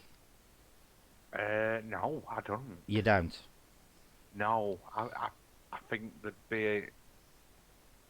I think it'd be frowned upon from Unseelie that people would go and do that. In the actual forest. Yeah, I don't think they'd like what people are doing to themselves in a forest, if you know what I mean. Yeah. Do you think they 'Cause may have cleared out of the area? maybe some of them, yeah, yeah, definitely. It's quite an interesting topic, but as regards to the actual ghosts, Carl, I believe there's probably a lot of like stone tape theory, but we'll call it wood tape theory in this respect. I think a lot of it, it'll all be residual, more so than intelligent type stuff, because there's a lot of negativity involved with taking your own life, and at the time of death, it is a release of energy, so it's got to go somewhere. So it can't be good for the place, can it, Andy? Let's be honest. No, definitely not. In any way, shape, or form. Miss Q says interdimensional. Um, Agi Agia Car, what's that, Andy? Can you pronounce that? Where is it? Andy's channel is called Elemental Encounters, Jerry. Chat that'll be miles up on my chat. What you're reading at the minute. Oh. Well, I'm having to keep up with the chat to read the questions out. Yeah. You can skip down it. But yeah, regarding the forest in Japan, Carl, I think a lot of it, of what's going on there, will be residual rather than intelligent. Personally, anyway, Yeah. that's what I think. You know, I ain't saying there ain't intelligent hauntings going on, but I'd have thought the majority of them would probably be, you know, residual. Cat's still insisting to put them in the bin. Cherry says, thanks, Nikki. Elementals in forest plus lost suicide souls. Yeah. You know, it's got to have an effect on any area if there's multiple deaths in an area. You know, it's never going to be good. Nikki says, Cherry, it'll open your mind. I think she's on about your channel. Alright, yeah. Um, I could only imagine if we could hear the trees in that forest, yeah, what they'd have to say.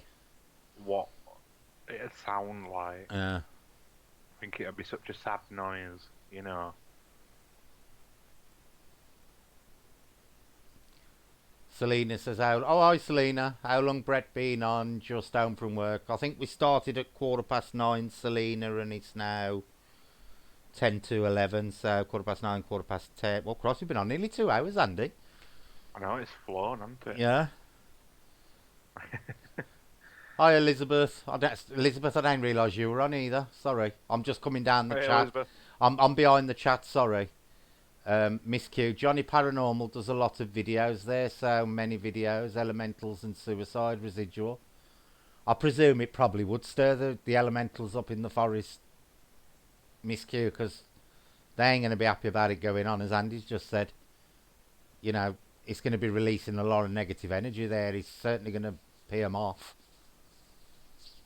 The thing with the Fae is they're all about balance, ain't they, Andy?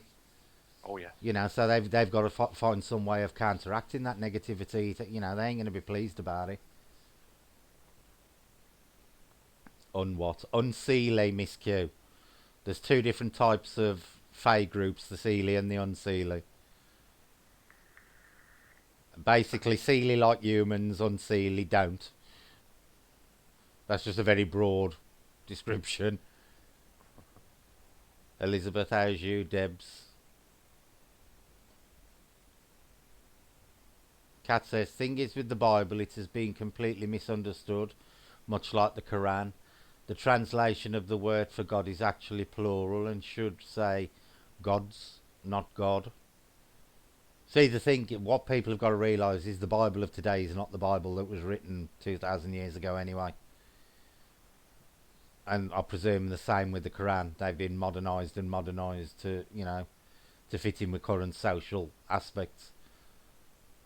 Becky says, hi, Elizabeth. Miss Q, rock lava in Japan forest. Gillian, Lily is a book. Lily's book, that says it all. What are your thoughts on Aula Baklu, Andy? Ayabatu Forest, oh, brilliant. That's that one there in Romania Yeah. with it gets all sorts going on in there. There's a bit of everything. See, Aula Baklu's a really funny one because there's a burning mist in there, isn't there? Mm-hmm. People get burned in there, and then you got the weird growing trees and people disappearing for years at a time and then coming back exactly the same as when they left. UFO photographs. Yeah. All sorts of stuff. Yeah. I don't know what's attracting it to the area, but everything goes on. I do think the burning mist though is a really interesting phenomenon, and apparently that is quite a common occurrence in there, where you know people have actually received physical burns off it. Carl says, "What is rock lava, Miss Q?" Elizabeth, hi Lily bitch, cat. Hope you had a good Christmas on.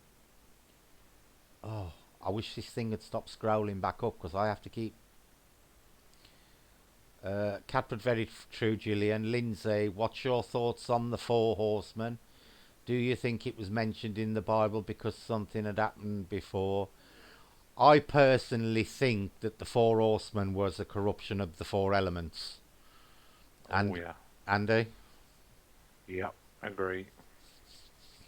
You know, I believe it was just another thing that they plucked from paganism and used it in a negative manner as another way of, you know, turning people away from pagan beliefs. I honestly believe that that is what they represent, the 4 elements, but a corruption of. Miss Q, Japanese suicide forest. Elizabeth, Happy New Year to all folks. Happy New Year to you as well, Elizabeth. Um, Miss Q says volcanic rock from lava. Lindsay says Happy New Year. Carl says I want to visit the haunted forest. See, I don't know whether I'd want to go there, Carl, because it's a respect. I'd like to go and see it to see, to experience the area. But then you've got to ask yourself, are you going for a respectful reason or are you just going out of morbid curiosity? Would you like to go, Andy? Yeah, but see, I'd like to visit Japan for anyway because I've got Japanese dogs. But, go on. What would you? Would you? yeah, but for other respect to stuff, and get their thoughts on it, and Yeah. See, I'd like to go not for the investigation side of it rather than just going, oh, people kill themselves here. yeah, I'd rather not go and putting find out death the back. after effects of it rather than just morbid curiosity. And I really wouldn't want to go in there and find somebody, which apparently is quite a regular occurrence in there, isn't it? Yeah, Elizabeth says it does, Brett. It leaves an energy. It does leave an energy, Elizabeth. And and if all that negativity pouring into somewhere like a forest is not going to sit well with the Fae in any way, shape, or form, because they've got to find ways to counter it. Then Miss Q, Adventures with Carl. I would poop my pants. Depends what you see there, Miss Q. Kat says, which one, Carl? Elizabeth says, Isolina. Lily, the one in Japan. Miss Q, they are not happy. Oh, you're okay. I'm easily misled. Now, Elizabeth, it's because I was higher up in the chat reading the comments out, so it weren't until I got down to you being on. That's why I didn't say hello straight away, because until I saw you typing in the chat. I might be going to Ola Baklu in Romania. Hey, who you going with, Kat?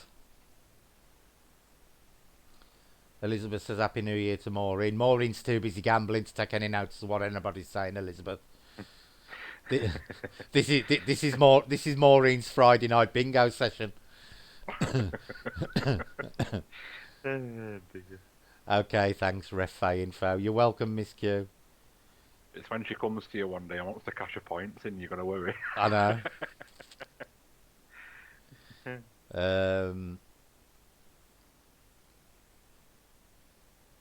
Feminine and masculine god. Well, yeah, paganism again was like the dual aspects of the gods. Like I said earlier, Christianity is the only real religion where they put out of them and us type of thing. That was King James's fault. It was rewritten long before King James got his sticky fingers on it, Gillian. The Bible has been rewritten multiple times. Maureen says I. Hi to anyone I've missed. Anybody do an investigation in the Hotel Cecil in Los Angeles? Most of us here are British, so I've never been to LA. You got any plans to get to LA, Andy? No, I ain't even got a passport. I've got a passport, I just ain't got the money to get there. And to be honest with you, I've never been really interested in LA.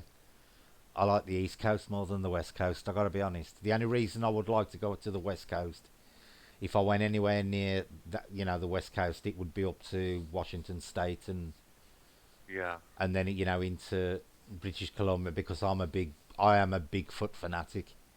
So I'd love to go into Washington State and go around all the areas around there Bigfoot hunting. I would love to go Bigfoot hunting. Gillian says good answer, Brett. Lindsay says very interesting, Brett and Andy. That makes a lot of sense. Good thought about the four horsemen. Cherry, do you believe that everyone connects with a specific element? Yes, I do, Cherry. Andy? Yeah. And if you're very, very, very, very good, you can connect with all four. So you become the avatar then? Miss I've Q, only got water to master. is that all you got left? Mm-hmm. I'm happy to stay Earth. I don't know whether I'd want to master them all. You know, because you're messing around with an element I ain't attuned to. I'd wake up bed on fire or something now in my luck. I think you can read it in a person's characteristics, you know, like, Yeah. you know, you'll have a bit of them all in you anyway. Mm-hmm. Oh, you're made up of all four elements, no doubt about it. Yeah. Miss Q, Johnny Paranormal goes there to find and return the bodies to family and prays for them. Yeah, it ain't the sort of job I'd want to be doing, Miss Q. You know, it's a lot of heartbreak and stuff like that. And I know some of the Japanese, you know, a lot of them are accepting of it, but quite a few Japanese families are quite funny over things like suicide. It'd be a very difficult situation to deal with. Gillian says, wasn't there some guy who went to the suicide forest, got slated because they filmed the body hanging? Yeah, who was it? Andy. Oh, go on. What's his bloody name now? It weren't PewDiePie, was it? It was the other No, one, it was Logan Paul. Logan Paul. That's Yeah, it. yeah, it was Logan Paul. Gillian. I believe he lost his channel for it. I don't know whether he ever got it back, but I'm pretty sure they banned his channel for it. Carl says for curiosity. Selena says, Brett, when you doing a Ouija board on a stream? The next time I meet up with Andy, we'll do a Ouija board if Andy's okay for it. Because Yeah, definitely. it actually works better if you've got a few people pouring energy into it. So the next time we meet up, Selena, we'll do a Ouija board. If you want to see a Ouija board being done, because I've got absolutely no problems with doing one. You Yeah, know, same. Yeah, I'll do one anytime. yeah, I don't buy into all the Hollywood crap. You know, the Ouija boards predate Hollywood and all the misconceptions surrounding them. Ellen's really keen to do one as well because she's never done one. Oh, cool. Yeah. So we'll have to arrange for Ellen to come over then, and we'll get one done. Yeah. Um,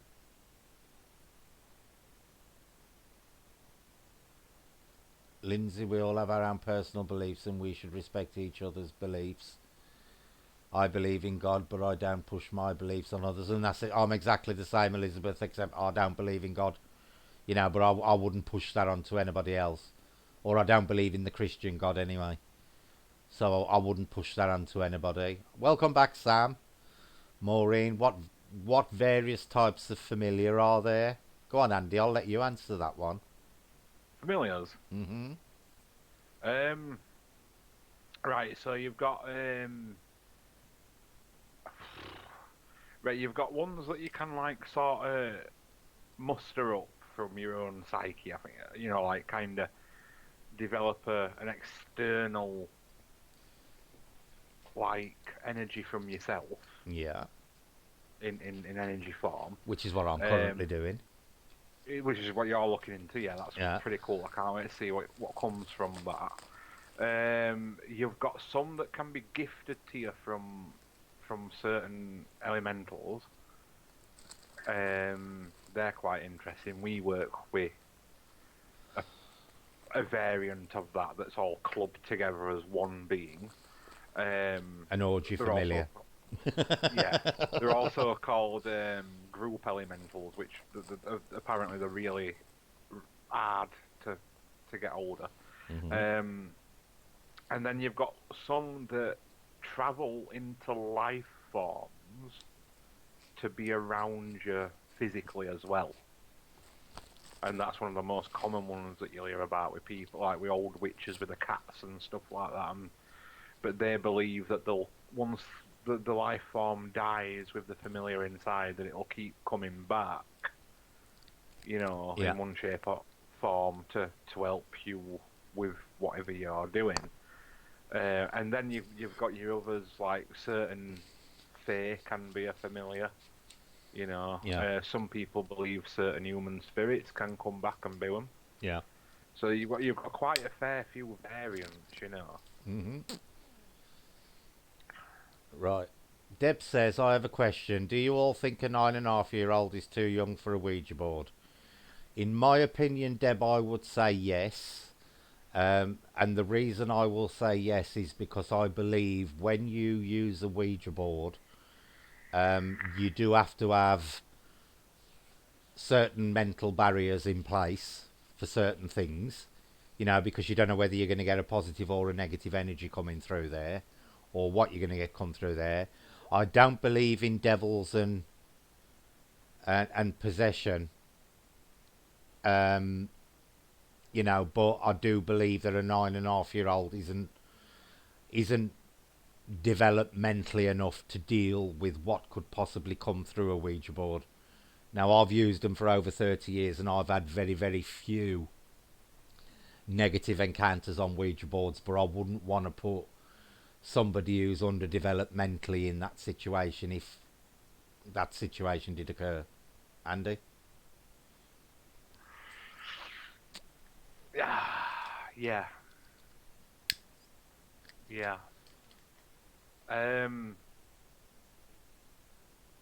you see, I can only base this on myself because of my sort of mentality on it. Mm-hmm. You know what I mean? I was quite happy playing with one about that age. Well, so was You know I. what I I. mean? I did as Yeah, well, but I wouldn't. but I am quite grounded, if you will. I'm quite like sort of if it looks, I'd know when to stop, and Yeah. I won't let all sort of tech other, Mm-hmm. you know. But they do try, things can try and get a bit out of hand with some stuff that you contact. The more you let it in, the more it grows, and the more your connection gets better with it. But um, it all depends on your child, I think, and you got to look at it, with a level head, and you should know Mm-hmm. definitely if they are. I wouldn't say anybody can say yes or no to it, apart from you and your child. Yeah. You've got to see if they're, because I don't want to put anybody's children down, but you have got some that are more developed mentally than others. Mm-hmm. You've got some, Yeah. like, For me, I just think they're still too impressionable at that age. yeah, It yeah. ain't necessarily what happens on the Ouija board. It could be what they think in their heads afterwards, sort of thing. So Well, yeah. that's where I, that's what there has to be a mental maturity there for me. And I I th- mean, back in original times when they were being used, you didn't have none of this media influencing brain yeah, either. yeah, You didn't have none of these films with a yeah, negative output on yeah. them And and this is the stuff. problem. This is the problem Yeah, nowadays.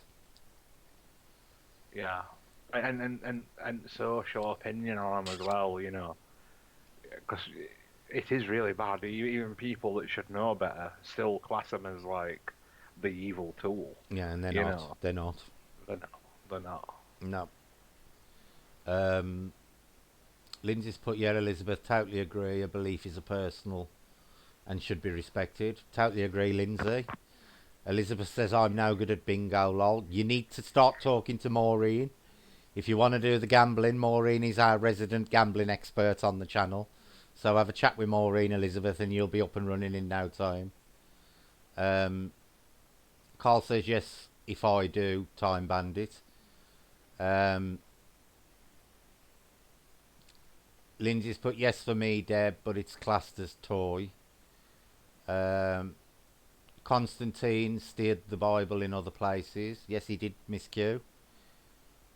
Um, Gillian says, Lindsay, it was invented for children. If you're on about the Ouija board, Gillian, it actually wasn't. The Ouija board predates the Ouija being introduced as a game. It was used way before then as a spirit board. It wasn't a game then. It's been used by witches and various cultures way before it was a game. If that's what you're talking about, if you're saying that the Ouija board was invented for children. it it it most definitely predate. Was it Hasbro who brought it out, Andy, as a game, or Parker? One of them, wasn't it? Parker Brothers, I believe, yeah. Yeah. Yeah, Gillian, I don't believe the hype of these three. This is Lindsay, of these 3 a.m. or Zozo characters, but it's not something I personally would give to a child to play with. Same here, Lindsay. But for me, it's more of, it's the mental thing rather than, demons are going to come through and get them, because I don't believe that's the case. It's the psychological effects after that would worry me, because, you do have to have a certain mental maturity to deal with anything. Same with a spirit board or a spirit box or anything like that. You've got to be very careful what you introduce kids to, especially if, like me, as a kid, they're very imaginative. Because believe me, your mind can do all sorts of weird and wonderful tricks. Deb's put good to hear, Elizabeth. Carl says Los Angeles. I love it because I love movie culture. Right, Carl's going now. See you later, Carl. Thanks for coming in. I've just seen something about Zozo then. Huh.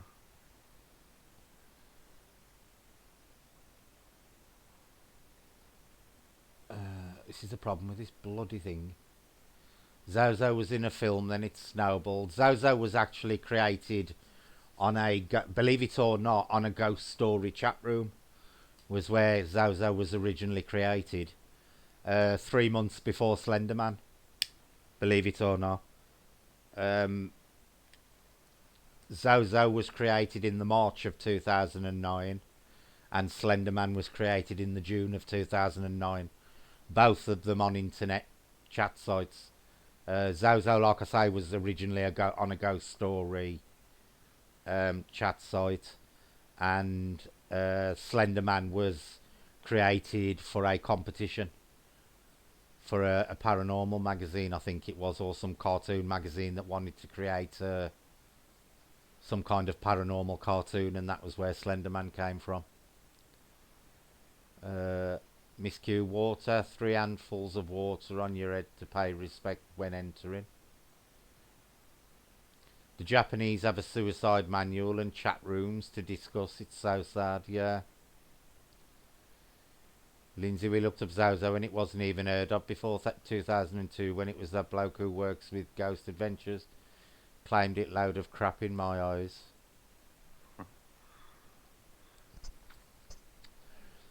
Yeah, it was 2009. There was one more reference before then of a girl who claimed she was possessed by 3 demons, but it was proven she'd made them all up.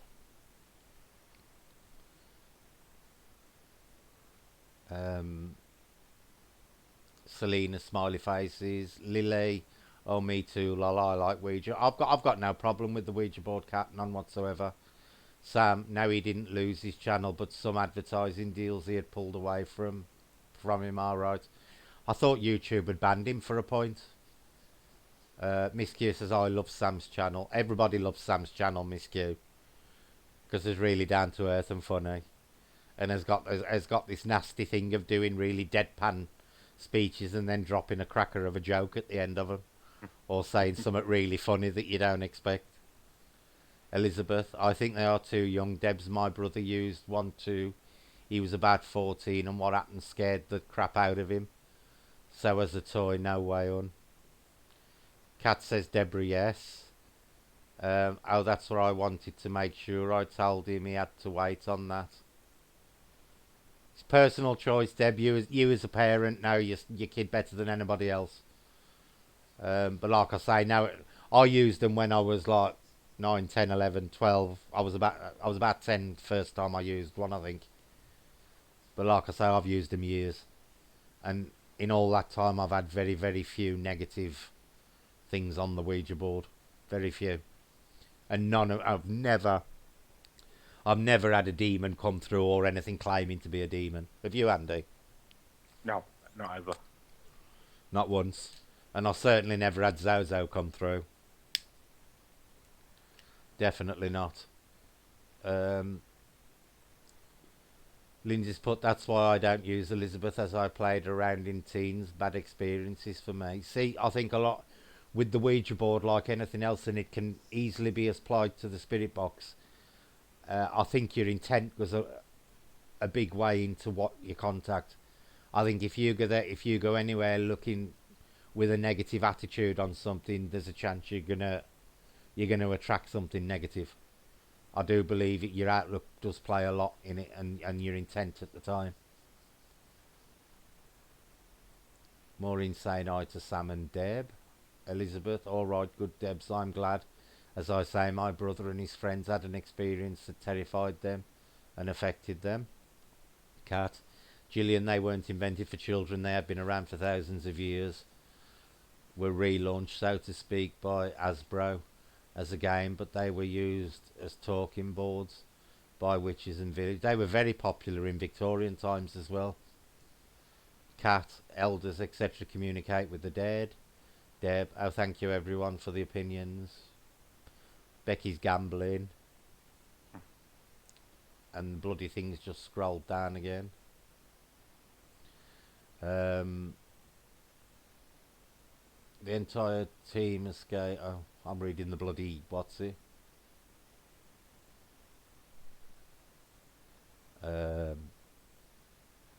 Deb's put, I don't think he's ready yet, not mature enough yet. He still gets nervous in situations.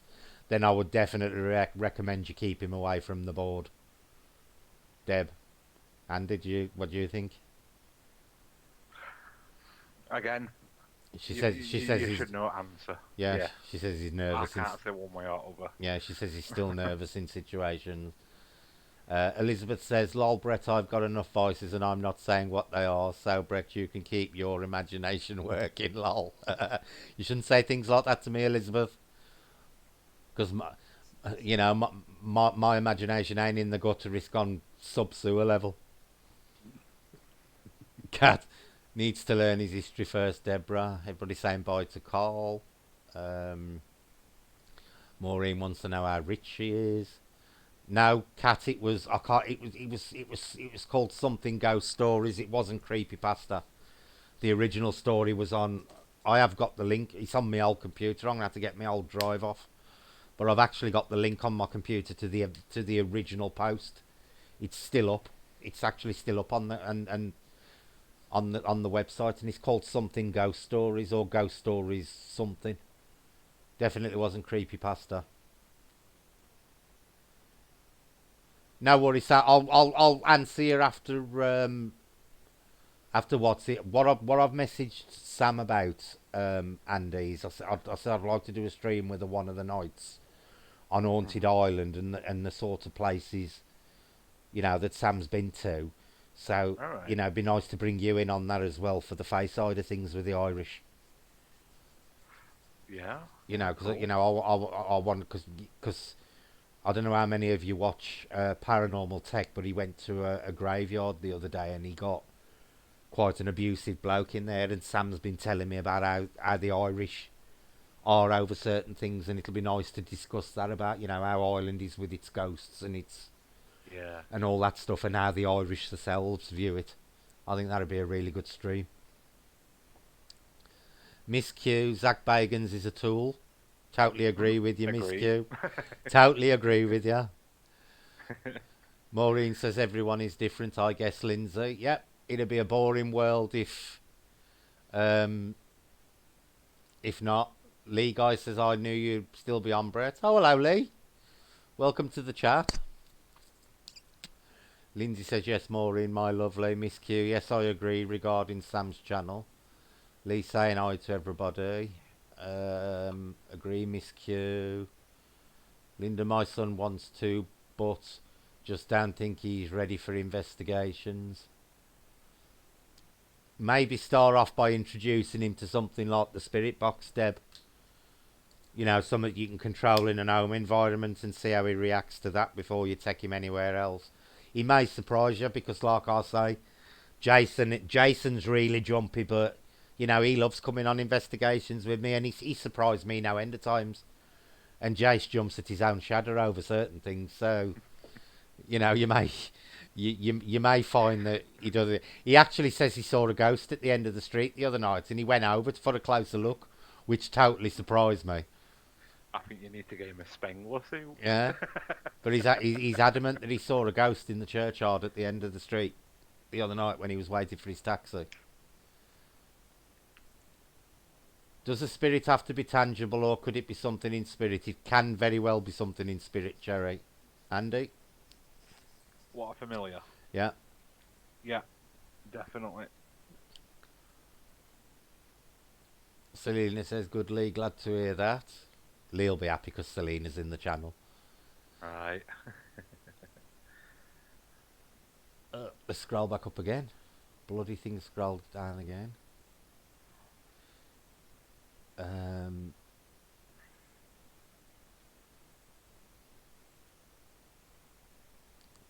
Does a familiar good Lee, glad to hear that. Sam, you're welcome. Cherry saying hello to Elizabeth. Lindsay, it is difficult, Debs, as sometimes I want to take him, but then something happens and I'm like, maybe not. Yeah. Start them off on something really easy, Lindsay. And then, you just build it up from there. Nobody can tell you how, only you're going to know as a parent how your kids are going to react. I certainly wouldn't recommend young kids. I wouldn't introduce any young kids to anything like that unless they were showing an affinity for it. If they were seeing things and they were okay with it, then it's a different matter. But I wouldn't introduce a kid to it if they weren't in some way already attuned to it. Maureen's put lol, she loses though. Don't matter, Maureen, you enjoy yourself. Did Cherry ever return here? No, Lee. Have you seen anything of Cherry Pie, Andy? Cherry Pie, never. Not since you first started with games and she did really well and then gone. Yeah. I haven't seen her on anybody else's channel either, Lee. It's been really funny what's happened to Cherry Pie. I often think about her actually when we're doing the streams on what happened. Yeah, she was quite fun. Her presents were quite well there, weren't it? Yeah.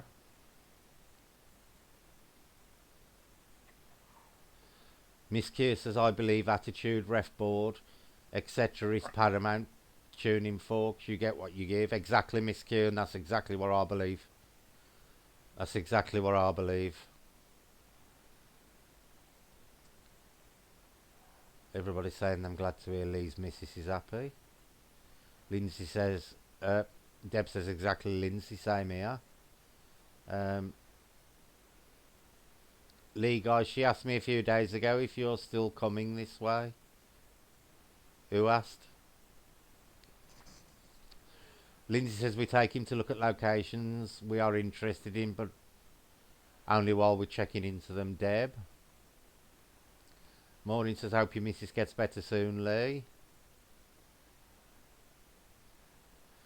Deb says that's where I've started it with him. He's really interested in elementals. Well, that's the way to go then, Deb. If you find somebody who's interested in, start with that. Work with that. Start off definitely. with.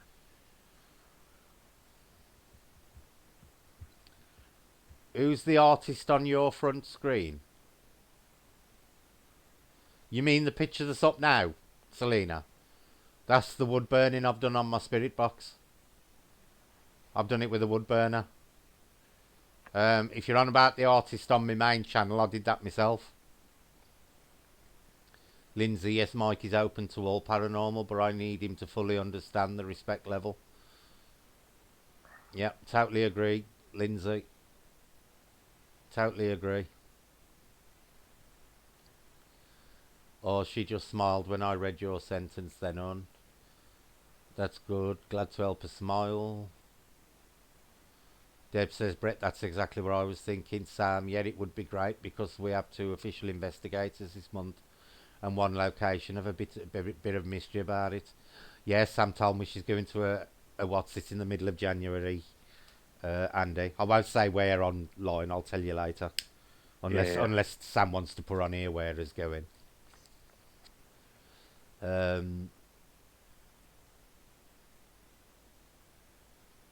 Gong Radio Gnome.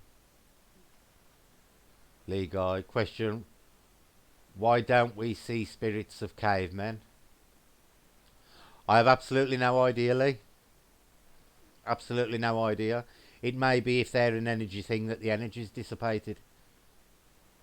Who's to say how long they last? I've no, but that's just a personal opinion. But I've no. Have you got an opinion on that, Andy?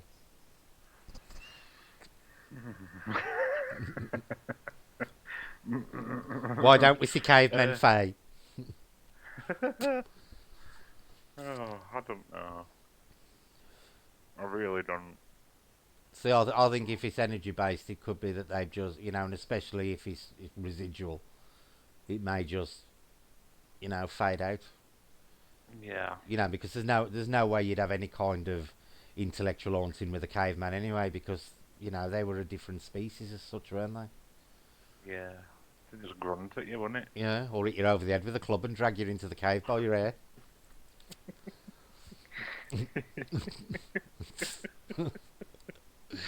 Sounds like my Sunday nights. Sounds like a good Sunday night, actually. Elizabeth, it will be good to live stream you, Sam, and Andy. We'll have some good haunted places here, Brad. I'd love to come over to Ireland, Elizabeth. I keep saying I'd love to do Leek Castle. I really would. Sam says I brought a top-end body camera to try out for the next investigation, so we'll be interested to see if it will be good. The police here use these cameras. So Sam's got a new camera that's going to video a body while he's on an investigation. Oh. That's something to look forward to. Lee Guy, there is an interesting question because a lot of visions is based around the 1800s. It may be that a lot of them are like residual, and the older they get, the less often they appear. Selena, Sam, my dad told me some nasty stories of how his dad treated his family when he was a boy. Pretty nasty 1940s in Derry. Cherry, lol, I got cherry pie confused with cherry bloom. I am Donna, by the way. Nice to meet everyone if I haven't spoken to you on here before. Welcome, Donna. It's always nice to call somebody by the proper name instead of calling them Cherry or whatever all the while. Cat, when I worked for Really Haunted, it was, name dropping. No under 18s unless accompanied by an adult, and even then we would only allow 16 or 17-year-olds at parents' discretion. Sam Cam coming soon to you. Hi Donna, I'm Sexy Lee from By the Sea. I will be asking for your phone number. He'll be asking for your phone number in a minute, and you'll be, getting Selena jealous. Amazing. Very good, Brett. A bit of an artist myself. It's the very first time I've tried wood burning, Selena. I was quite proud of it actually when I finished that bit. So I'm really happy with it. Becky's been dabbling with our wood burner As last a couple of days. Yeah, she's doing good.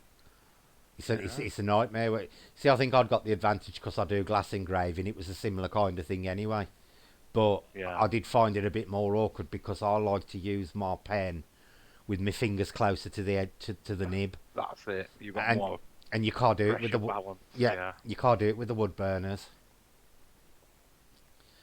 Nice to meet you, Lee. Sam, Miss Q, I thought it might be a good idea. Yes, Sam, it's a rad idea. Deb says, Cat, that's what I was thinking. He's doing a lot of research and learning, but just not ready. Just introduce him to him gradually, Deb. He'll get used to it. Elizabeth, I've spoken to you on another channel before, Cherry Bloom. Cherry, my son just said that as he was listening. Lee, hang on, I've scrolled up too friggin' high again. I love the way you throw stuff at Andy, Brett, because I like to get Andy's. If I've got an opinion, I'll say mine, and then I get Andy's opinion as well. Because we have got slightly different. We believe in some things the same, and then other things we differ on. Like Andy don't believe in ghosts, and I do. So it's always nice to get Andy's opinion. Hi, Mystery of Death. What all men are a different species, lol. So are women. Sam, well, we have Cumber out. I was telling you, I don't want to drop it out, Sam, in case you were keeping it secret. Well, we have Cumber House, which is Big White Mansion, and the other one I will keep under wraps because there is a bit of confusion about it, but hopefully it will be back on. All right, Sam, okay. Mystery of Death saying hi to Lindsay. Selena, Elizabeth, where are you in Ireland? Mystery of Death, I Life After Life. Miss Q, I'm Susie. Now I've got to try and remember all these bloody names now, Andy. Maureen, maybe there's no such thing as cavemen. Good point, Maureen.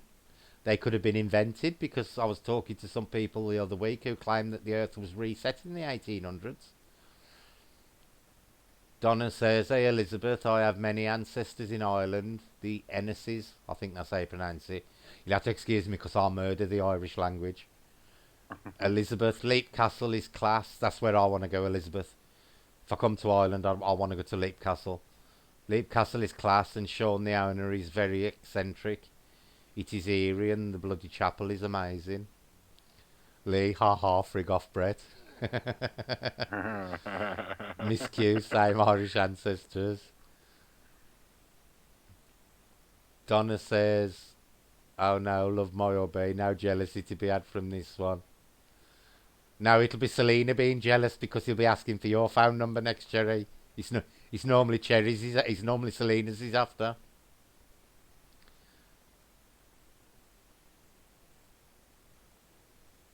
Susie. I'm going to have to remember Susie. Susie. I'm going to end up calling her Lindsay. What's her name? Miss Q? Yeah, Susie. Oh, Susie Q? Yeah, Susie Q. Yeah. Yeah.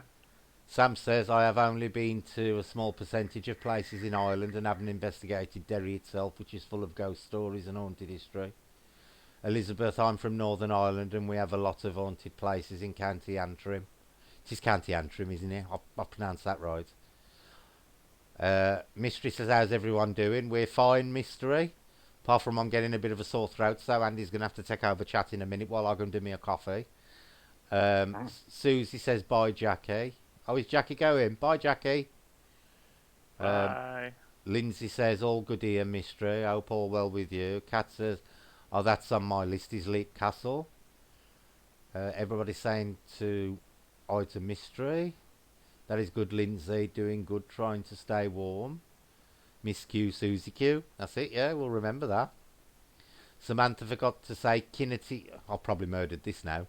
Kinnity Castle is, I believe, open for investigating again. Stroll on the warmer weather. Couldn't agree more, Lindsay. Selena. Yeah, definitely. All my family are in Ireland and now none of them. I'm like that with my Welsh family, Selena. Sam says, Elizabeth, the team I work with do a lot of investigations around the Belfast and Newry area. Sorry if I'm massacring these area names. I'm just reading them as I'm spelled. Or I hope to get better. Great idea. Andy, can you carry on reading the chat a sec while I go and do me a coffee because my throat is literally on the way out. Yeah. Cheers, thank you. See you later, Deborah.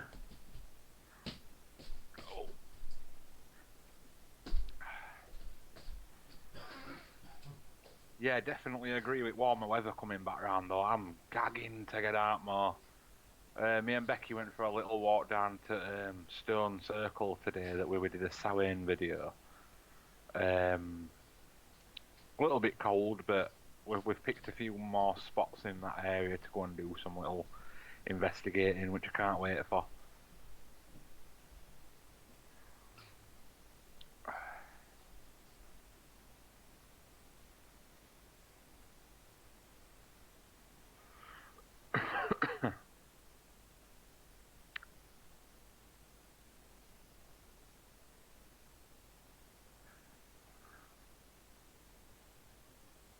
Gagging.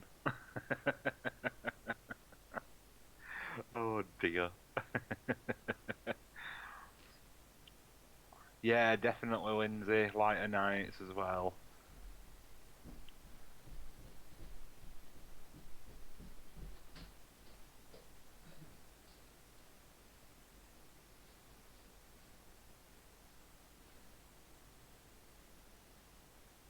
I think I'm going to try do some videos in my back garden and all this year.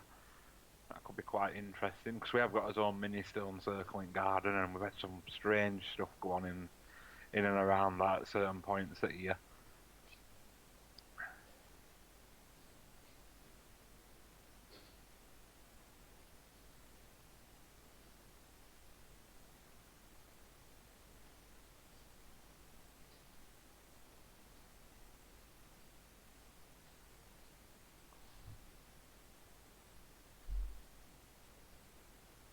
Yeah, we'll have to have a talk about that, Cat.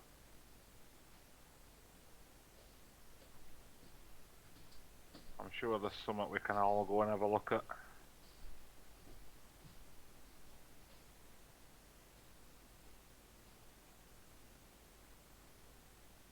You can tell how dirty minds are. You only say we fetch up the word gagging and they've all got lost the shit.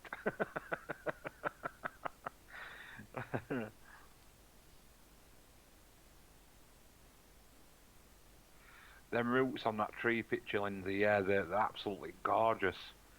In local park behind us, we've got a tree with a few roots like that. Not as many as that, not as intense, but yeah, they do look nice. Yeah, Cat, cool. Give me a ring tomorrow, definitely.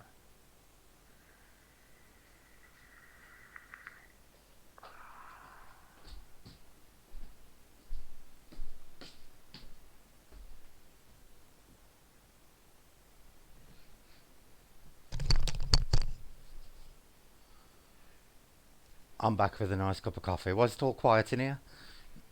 Hey, yeah, they've all been losing their minds of me saying gagging.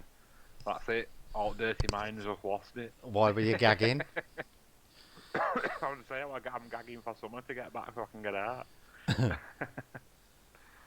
Oh, let's go back up the chart.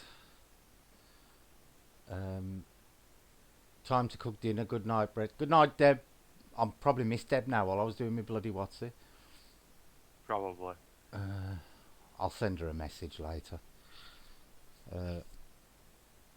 Hi, Chris. Night, Deb. I wish it was summer. Don't we all, mystery? Mind you, I bet the poor Australians are more wishing it was winter. That was something I was. That was what I was going to ask you, Andy. With all the, all these fires in Australia, don't you think it's odd that no yowies have been spotted fleeing the fires? All right. Because Australia has got its own version of Bigfoot, hasn't it? Yeah. And these fires have been tearing through. And I've been watching it, and it's absolutely awful. And nothing like that has actually been spotted, so it does make you wonder if they pop in and out of, reality, and they're like avoiding it at the moment. Well, it put much more suggestion on it is something like that rather than physically here, wouldn't it? Yeah. How do you think Australia's fail be reacting to what's happening? Because I don't know. You see what started it? Does anybody know? well, I think some people have been arrested. Some of the fires were deliberate, apparently. Really? But they have this fire season every year, where I think a lot of them are naturally occurring. But I know, because I've been going on a couple of Australian channels recently, and they've been telling me stuff, and apparently some of them were deliberately started, but they have this every year. They have a fire season, and apparently it's getting longer every year. But and I was actually wondering the other day while I was watching, I thought, how are the fire reacting to this when there's so much devastation going on? Because I know the trees themselves ain't fully destroyed, but a lot of them are. Yeah. And it's got to have some kind of impact. If it's a natural occurrence, then they'll treat it as it was meant to be, Yeah. But if it's a deliberate thing, then it could just be a sadness, wouldn't it? You know. Well, from what I can gather, it's a combination of the two. But apparently, it's been that bad this year that the fires have been generating their own thunderstorms. But them dry thunderstorms, there's no rain involved, just lightning. Yeah. It's basically it's that big this year. It's generated its own weather. Right, let's carry on with the reading. Then Lindsay says, lighter nights will hopefully start coming. Well, they've started, Lindsay. I noticed here today it was slightly lighter than it has been the last few weeks by about 10 minutes. So I think they've started coming in. Elizabeth says, I know. Samantha, you did Dobbins in? Oh, I'm talking about somewhere in Ireland. Will you stop saying big Irish words that I can't pronounce? Honestly, Andy, for months, I thought the Irish word for banshee was bean sidder. Because that's how it's spelt. I didn't realise it was she. Yeah. There's no H in it. Yeah. Brilliant. Kat says, well, I was planning a visit next weekend if you want to do something, Andy and Becky. There you go, Andy. Yep. A date with Kat. A date with Cherry. the cat. Yep. Gonna Cherry, take me to McDonald's. that's it. I'll investigate McDonald's. Classy date. Cherry, we have bipolar weather here in the southern US. Lee says, have you been on the beer over Xmas, Slink? I'm too chuckled at gagging. As people like your gagging comment. Oh yeah. Lindsay, them roots on the tree I sent you was amazing. Not posting just yet as we head in there next week. Roots on the tree. Okay. Yeah, she sent me a picture of some a root system on this tree, and they're absolutely stunning. Oh, Fee's in the house. Hi, Fee. Fee's one of the Australian channels. I hope everything's okay in Australia at the moment, Fee. You know, I was following it again on the news last night, and it was a bit scary seeing what's been going on. So I hope you and everybody you speak to are safe. I did speak to Steph this morning, and she was okay because I know she's in Queensland, isn't she? Welcome to the channel, Fee. Like I say, Fee's one of the Australian channels that I watch. For anybody in the UK, if you're at a loose end first thing on the morning and want some to watch, Fee's channel and her friend Julie, who is Unearthly Wanderings, two brilliant Aussie channels to watch. They investigate Andy very much along the line that Sam does, very down to earth, All and right. Yeah. you know there's no drama or anything like that, and they're as dirty minded as us lot. Typical, typical down to earth Aussies. Yeah. You know, and we're always teasing Fee over vodka and stuff. So, but brilliant channels, the pair of them. So, anybody in the chat who wants to watch some of the Australian stuff, Feast Paranormal or Unearthly Wanderings, two of the best channels you can go to. Hi, Chris, hope you're good.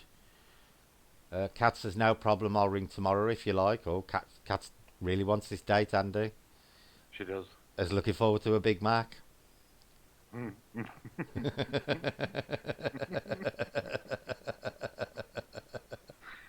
Oh dear. Oh, I've lost my bloody chat again. It's all scrolled down.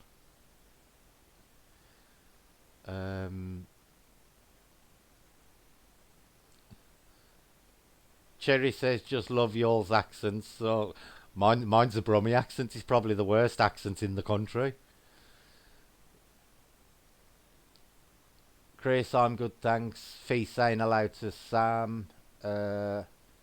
Lily, Cat saying will do, blah, blah, blah. Lee, gagging holds a special place in our hearts. Lee, 6 Venom Slushes, Knight of Bells, that's it. Jesus Christ, Selena, a Knight of Bells whiskey. Went to a GBX concert, was good. Andy talked us to silence, lol. Andy. Lisa, see the red still. Love your accent, Brett. It's a Midlands accent, Fee. People mistake it for a Birmingham accent, but it's actually a Black Country one, which is about 10, 11 miles outside Birmingham.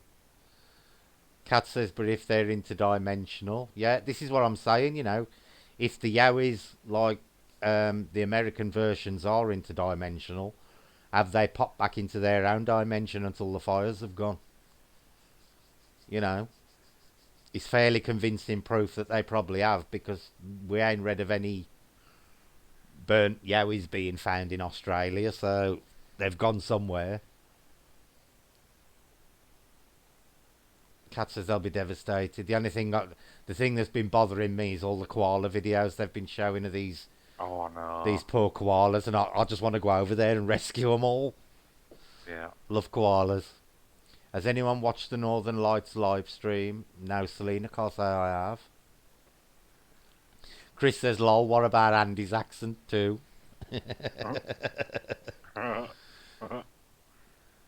He's not getting my number. It's not about your accent. He's not getting my. He's not sweet talking me. He wants you to talk dirty to him in Yorkshire. Oh, I've got my red dress on. Lindsay says some people started them. The youngest was 15 years old, but a few have been arrested. I know. They don't realise, the harm they've caused. I know. I think it was Tams on Fee's channel the other night said they could actually smell the smoke in New Zealand. That's how bad it is. It's blew over to like North Island now or South Island. I can't remember which one is on. I think Tams is on South Island, but it's blew across to there as well. But yeah, I was glad to hear everybody was okay because they're a nice little group.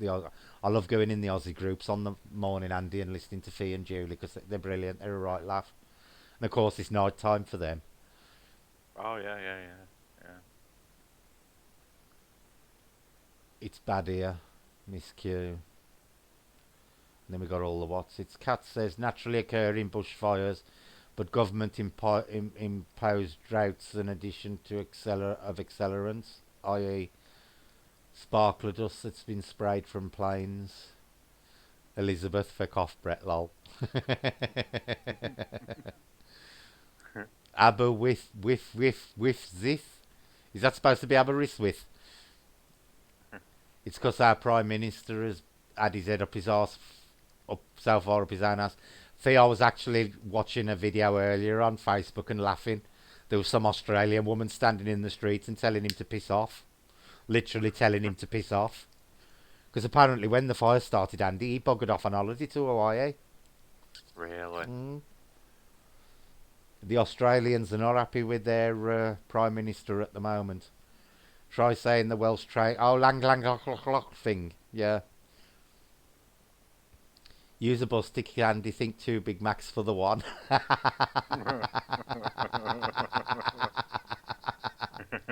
Even cheaper date there for you.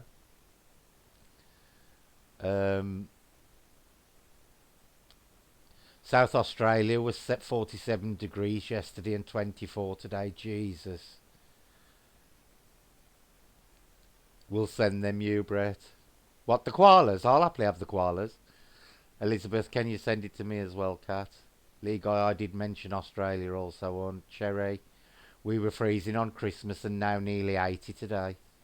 Jesus Christ. Elizabeth, never heard of Caveville, but I was planning on staying in room 21 in Dobbins Inn. I have been there a few times after seeing it on Northern Ireland's Greatest Haunts. Really love that show. Fee says thank you. Yes, we are. Lee says it's just cold here. It's been 6 degrees all day here today, Fee. That's all it's been. Mystery says hi, Fee. Fee says thank you. Do we get to see Vinegar Tits and Madge? Vinegar Tits was prisoner cell block H, weren't she? And Madge, and Madge was neighbours, I believe. Yeah, Chris, I could just eat a Big Mac now. It's Andy's fault. Pizza is better, yum lol. Check out Fee's Paranormal. Thanks for putting that on, Sam. Can you put Julie's on? Oh, Julie's here. Yeah, I've put the picture of it on, Julie. So everybody could see. I've just given yours and Fee's channels a plug as well for all us bored UK people on the morning. So we got something decent to watch. Selena says gagging for summer. Not heard that one before, Andy. Oh, gagging's gagging's quite a regular term. We use it as well. Yeah, it's freaky over here right now. I hope your dad's house was all right, Julie, because she said the other day there was a chance the fire was going to get his house. I hope he was okay. Fee saying hi to Unearthly Wanderings. Ha ha, handy. Right. Australian politicians own the water. I cannot believe he buggered off to Hawaii while it was going on. It's crazy, that, isn't it? You don't do stuff like that, do you? Well, Julie's just put our Prime Minister did, and he was refusing to pay our volunteer firefighters, even though they risk their lives and are away for months. I know. Lol at Brett's Welsh impression, he sounded like something from Star Trek. Oh. Hello, David, where's Ivor? It was Brill. You were about 5 miles away from Cayville when you were in Dobbins. The Cayville's where an American plane crashed and the crew were killed, and they have been seen on the hill. Yes, Lily Corrupt Assets, ETA, Subbed Unearthly Wanderings. Honestly, John, they're both Unearthly and Fee. They're two brilliant Aussie channels. I haven't heard that one at Unearthly Wanderings. Sorry to hear that, Stephen. Why was Stephen done? Have I missed a comment of Stephen's? I was speaking to a friend in Aussie on the phone. He lost it. It's awful, Stephen. Absolutely awful. What's going on? At the moment, my dad's house is okay, but today is when the fires will get bad. So we'll see if we're safe. Oh, I wish him all the luck in the world, Julie. I really do. Selena says, I would volunteer to help out countries in need that have had a disaster in an heartbeat. I'll tell you what annoys me. Had this have been somewhere third world, everybody around the world would have been there now. You know, and just because it's a first world country doesn't mean they don't need help. You know, we need to send some of our lot over there as well to help out. We really do. Whose coat is that jacket? No idea. The pick of the tree on with the roots, and she's got a dinghy to get there.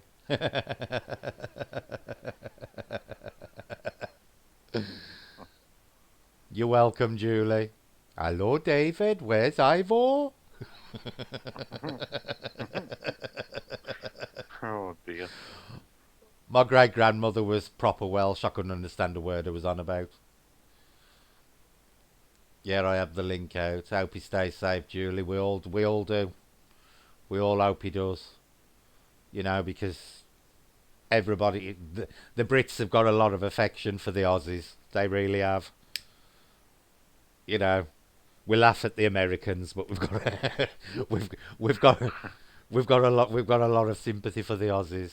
We really do like the Aussies. We have had some Canadian firefighters, and I think US, but we need more. I agree. They do. You know, they need to be sending them from everywhere now because he's totally out of control. Cheers for putting them links on, Sam. Honestly, I can't recommend the two enough. That's something you need to get onto, Andy, in the morning and start educating Fee and Julie on the Fae.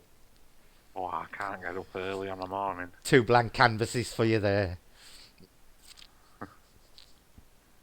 We love you guys too, we really do. But yeah, glad you enjoyed the spirit box, Julie. I really enjoyed engraving it.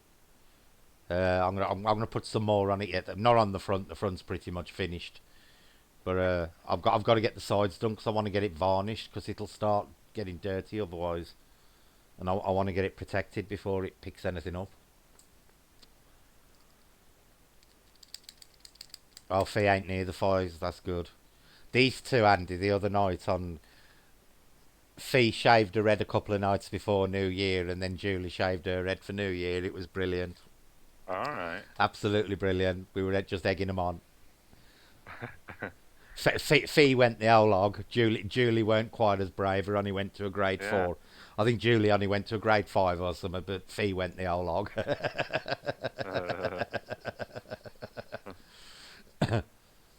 I know a little of the Fae, but would love to know more, and cannot wait to see the box with more on it. Yeah, the rest of it, Julie's just got to go on the sides and top. But everything's in there. It's got an SB7 in there, and it's got the reverb and the noise gate, and it's all fitted inside. And Andy, who's on the channel with me talking, is the one who actually built it. But if you wanna get into the Fae stuff, Julie, Andy's channel is Elemental Encounters, and Andy and his partner Becky specialise in the Fae. I've just dropped them both a sub, so There you go. I'll hopefully try and get on at some point. But I'm not an early person. See, Julie says, laughed my ass off. We did shave. I don't regret it. But you didn't. You don't look ridiculous at all. I was trying to get Faye to shave a bush into the shape of Australia, but I was having none of it.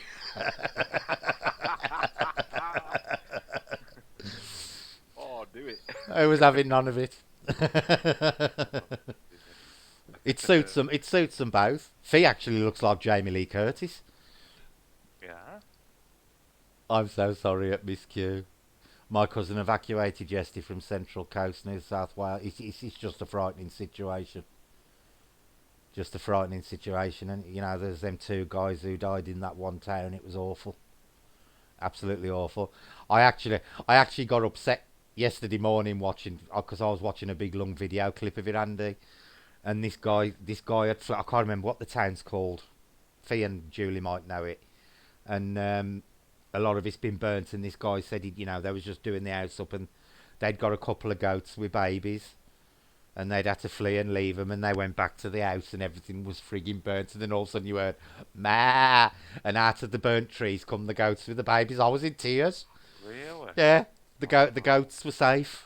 I don't know how they'd survived it. I don't know how the entire property was obliterated, and then out of the burnt trees come the goats and the babies. They kept, the goats had got somewhere safe. It was brilliant, absolutely brilliant. But the amount of videos with koalas climbing into people's cars and stuff at the moment is unbelievable. Yeah, it ain't worth hanging around, Julie. Bricks and mortar can be replaced, family can't.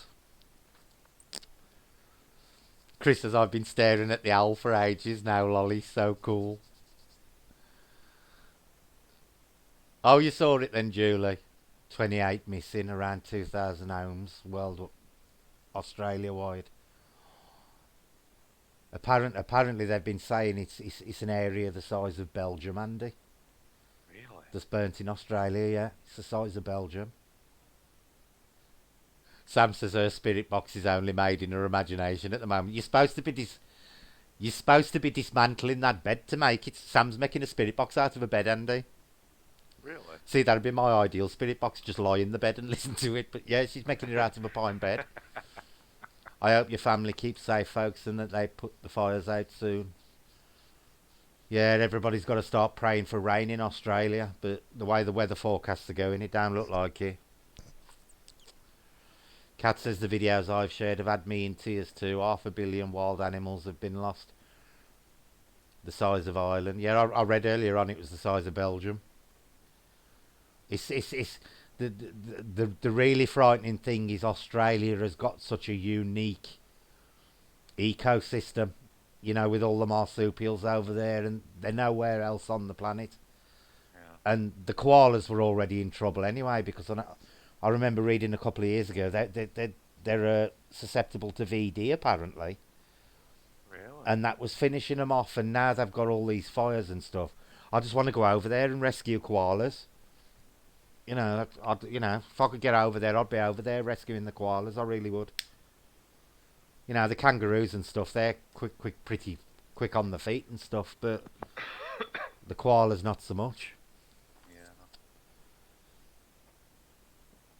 The animals lost have broken my. It's unbelievable, Julie. Absolutely unbelievable.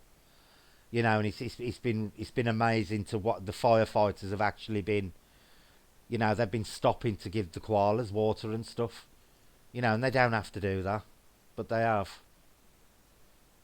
They forecast rain for Sunday, hopefully Monday. Oh, I hope to God it pours down, Julie. And I don't normally say that to people, but I hope to God you have an absolute downpour. I really do. Because I think a big change in the weather is the only thing that's going to stop it at the moment. It's just out of control. Lolbrett fighting kangaroos to save the animals in the wildfires. Now the kangaroos will have long gone, but the koalas are slower. Oh God, it's awful. Was it chlamydia? I knew it was one of the sexual disease. I thought it was VD. I knew they were. I knew it was something they were getting, but yeah, it's just awful. You know, Australia's got such a unique environment. Plus the fact you've got all them eucalyptus trees. Apparently they explode as well under temperature, Andy. Really? Well, it's all the oil in it that it causes them to Of course. Yeah. explode. Apparently, cloud seeding. See, this is the thing, you know, Andy, where you got these government conspiracies that they can seed the clouds. Yeah. Why can't they be doing that for Australia now? They can't be seen to be doing it though. Yeah, this is the problem. But you know, I think I read once they can do it with like, is it bits of metal Right. that they can seed into clouds, and it can actually it can actually form the clouds and cause them, you know, cause the condensation and stuff, and cause the rain. They really, you know, they really should. You know, but this is climate change at its worst. And you know, because Australia's so close to the equator and stuff, it's bearing the brunt of it at the moment. The koalas have suffered. They need to stay in the what? Above Paranormal Donation Seeker channel. What? Somebody's coming called Above Paranormal Donation Seeker. What they on about? Love the donations. Oh, bye bye. Yeah. Thanks for the view. Do you know I've had 2 donations on this channel since I've started, and both of them from the same person, and not once have I ever asked for one. Oh dear. Let them get on with it, Andy. It keeps them happy. Yeah, I suppose. Bumps up my view count by 1. Okay, good night, Elizabeth. Good night, Elizabeth. Yeah, but you know, surely with, you know, with modern science today, that there's got to be some way that they can. They know how precipitation works now. There's got to be some way that they can trigger it. Oh, surely. Yeah. That link takes you to a channel that does not exist.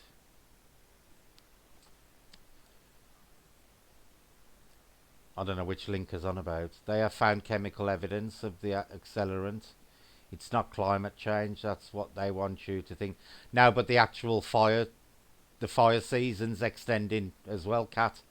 It ain't just the fires themselves. They're in Australia, from what I was listening today on one of their things, they have a fire season, and apparently it's extending. It's getting longer and longer. Not even got super chat, Brett, so don't know where that came. Exactly, Chris. Exactly. You know, just let them get on with it. Please consider. Oh, that's. Hi, White Wolf. Right. Good night, Cherry. What time is it, Andy? I think it's 12. Oh, we're all right. Yeah, We're all right. We're all right for a bit longer. I thought it was later than that. Yeah, but like I say, it's just been a nightmare watching it. It's been heartbreaking watching it, let alone living through it. It really has. You know, and people don't realise, you know, disasters like this, it don't have to be third world countries for these kind of things to happen. Yeah. It really doesn't. It really doesn't. Hi, White Wolf. But like with everything, it says it all in it. They'll send an army into a country based on a myth. Mm-hmm. But something big happens like that and nothing. Yeah. You know. Yeah. Exactly. It's crazy. Priorities of this world is absolutely on its ass. Yeah. You know, and just because Australia is a first world country doesn't mean they don't need help. Because it's blatantly obvious they do. You know, these fires are huge, absolutely huge, absolutely massive. You know, sure, you know they could even send a few bloody the Navy over there with the pumps, and even if it's just spraying water along the coastlines, even at least it's just spraying it. It's summit. You know, we could get some of our choppers over there and help with the bloody water dumping. Yeah, definitely. That's because they have been gradually causing droughts throughout the country by rerouting the rivers, selling the dams to private companies. The water is owned by politicians, private companies, and yeah, but the actual extension of the fire period has got nothing to do with the water itself. It's the length of the droughts, Cat. They have a drought season in, they call it fire season in Australia, and it's been getting longer. You know that's weather, not the rivers. It's the actual weather itself with the heat waves and stuff. Overseas companies.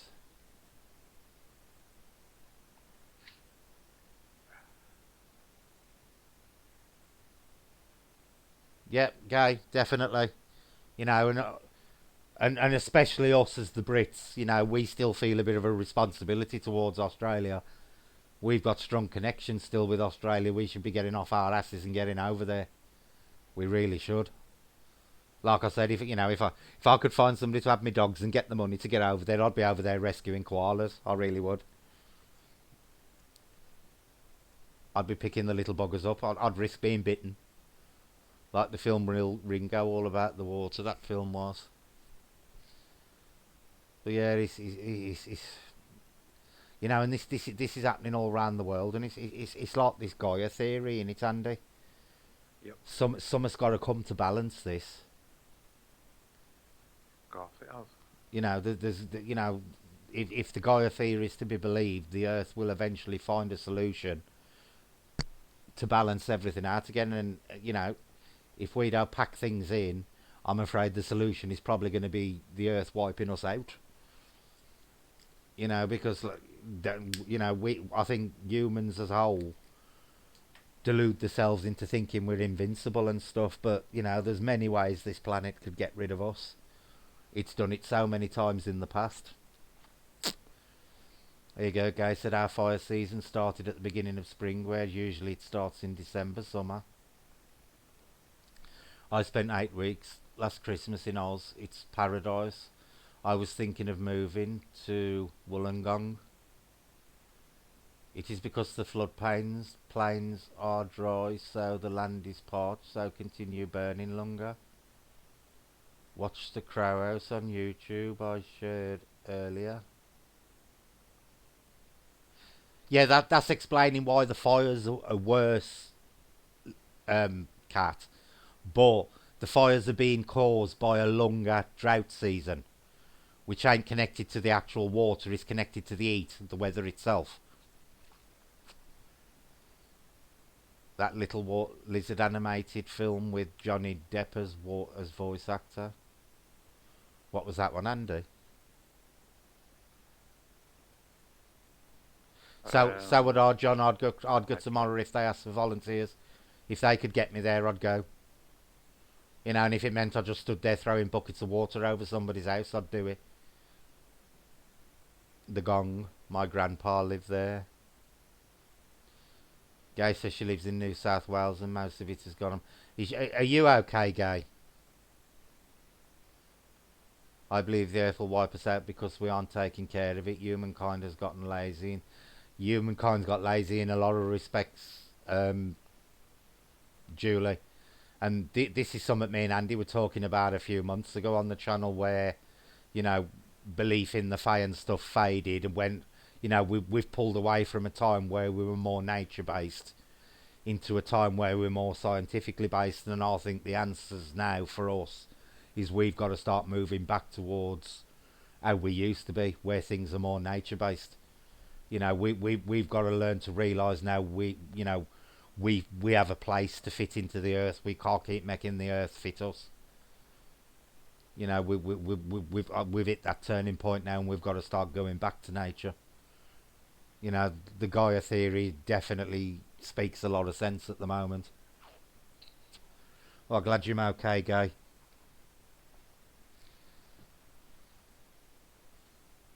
Now Julie's in New South Wales as too.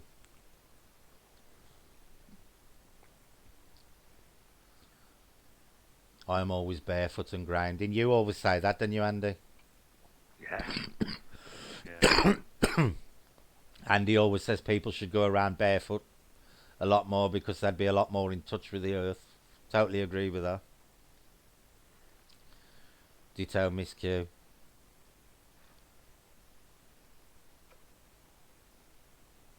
You know, but it's going to take a long time for Australia to recover from this. We thought my brother had lost everything, and miraculously the fire wiped out everything where he lived in Mago, but his house and neighbours is still standing, thank goodness. Oh, I'm so glad to hear that, Gay. There was actually one on this morning I was watching, Andy, the one with the goats, and it had actually swept through this farm. It had burnt everything apart from a tiny little go-kart and a little tent, and it was just like a Really? little. It was like someone had protected it. It was just a little green circle, Oh, a little green circle, and the go-kart and this paddling pool thing was there. No water in it, and it was, really fat flammable, and it was like someone had protected it. It was just a tiny, about 9 foot circular square of thing, and the fire had just gone straight through and not touched any of it. that's strange, isn't it? Mhm.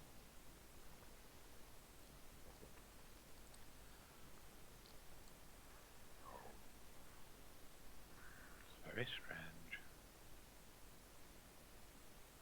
Cheers, Sam. Lalaya Dunkin River, hug a tree, and stand on big rock barefooted.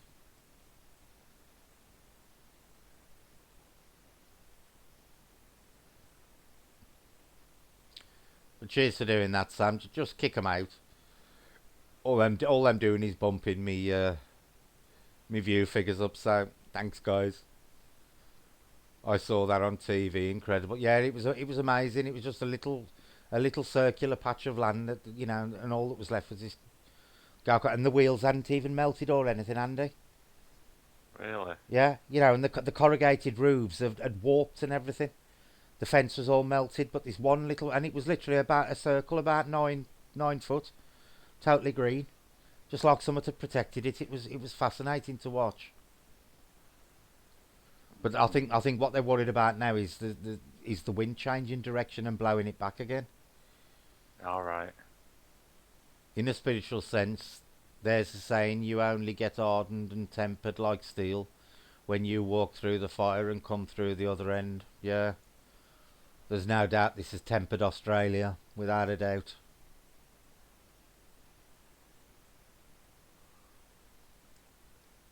Yeah, they've all been spannered, Miss Q. They won't get electricity back on for months and months.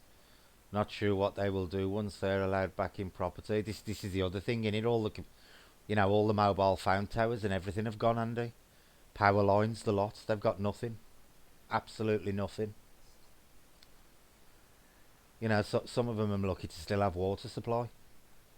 Yeah, definitely. Absolutely balmy. But it does make you wonder if there's some kind of plan behind it all, or what's going to be the repercussions of it. It's just a frightening situation. Yeah, definitely. 45 degrees. Could you imagine that? Nope. I hate it when it gets past 30 here. I don't know how I'd cope with 45. The size of the smoke cloud is wider than Europe. I know Tams was on.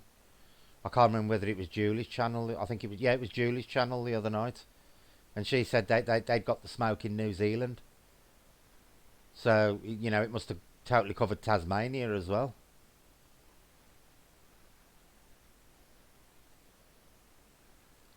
It's like something from an extinction event, in it, if you think about it.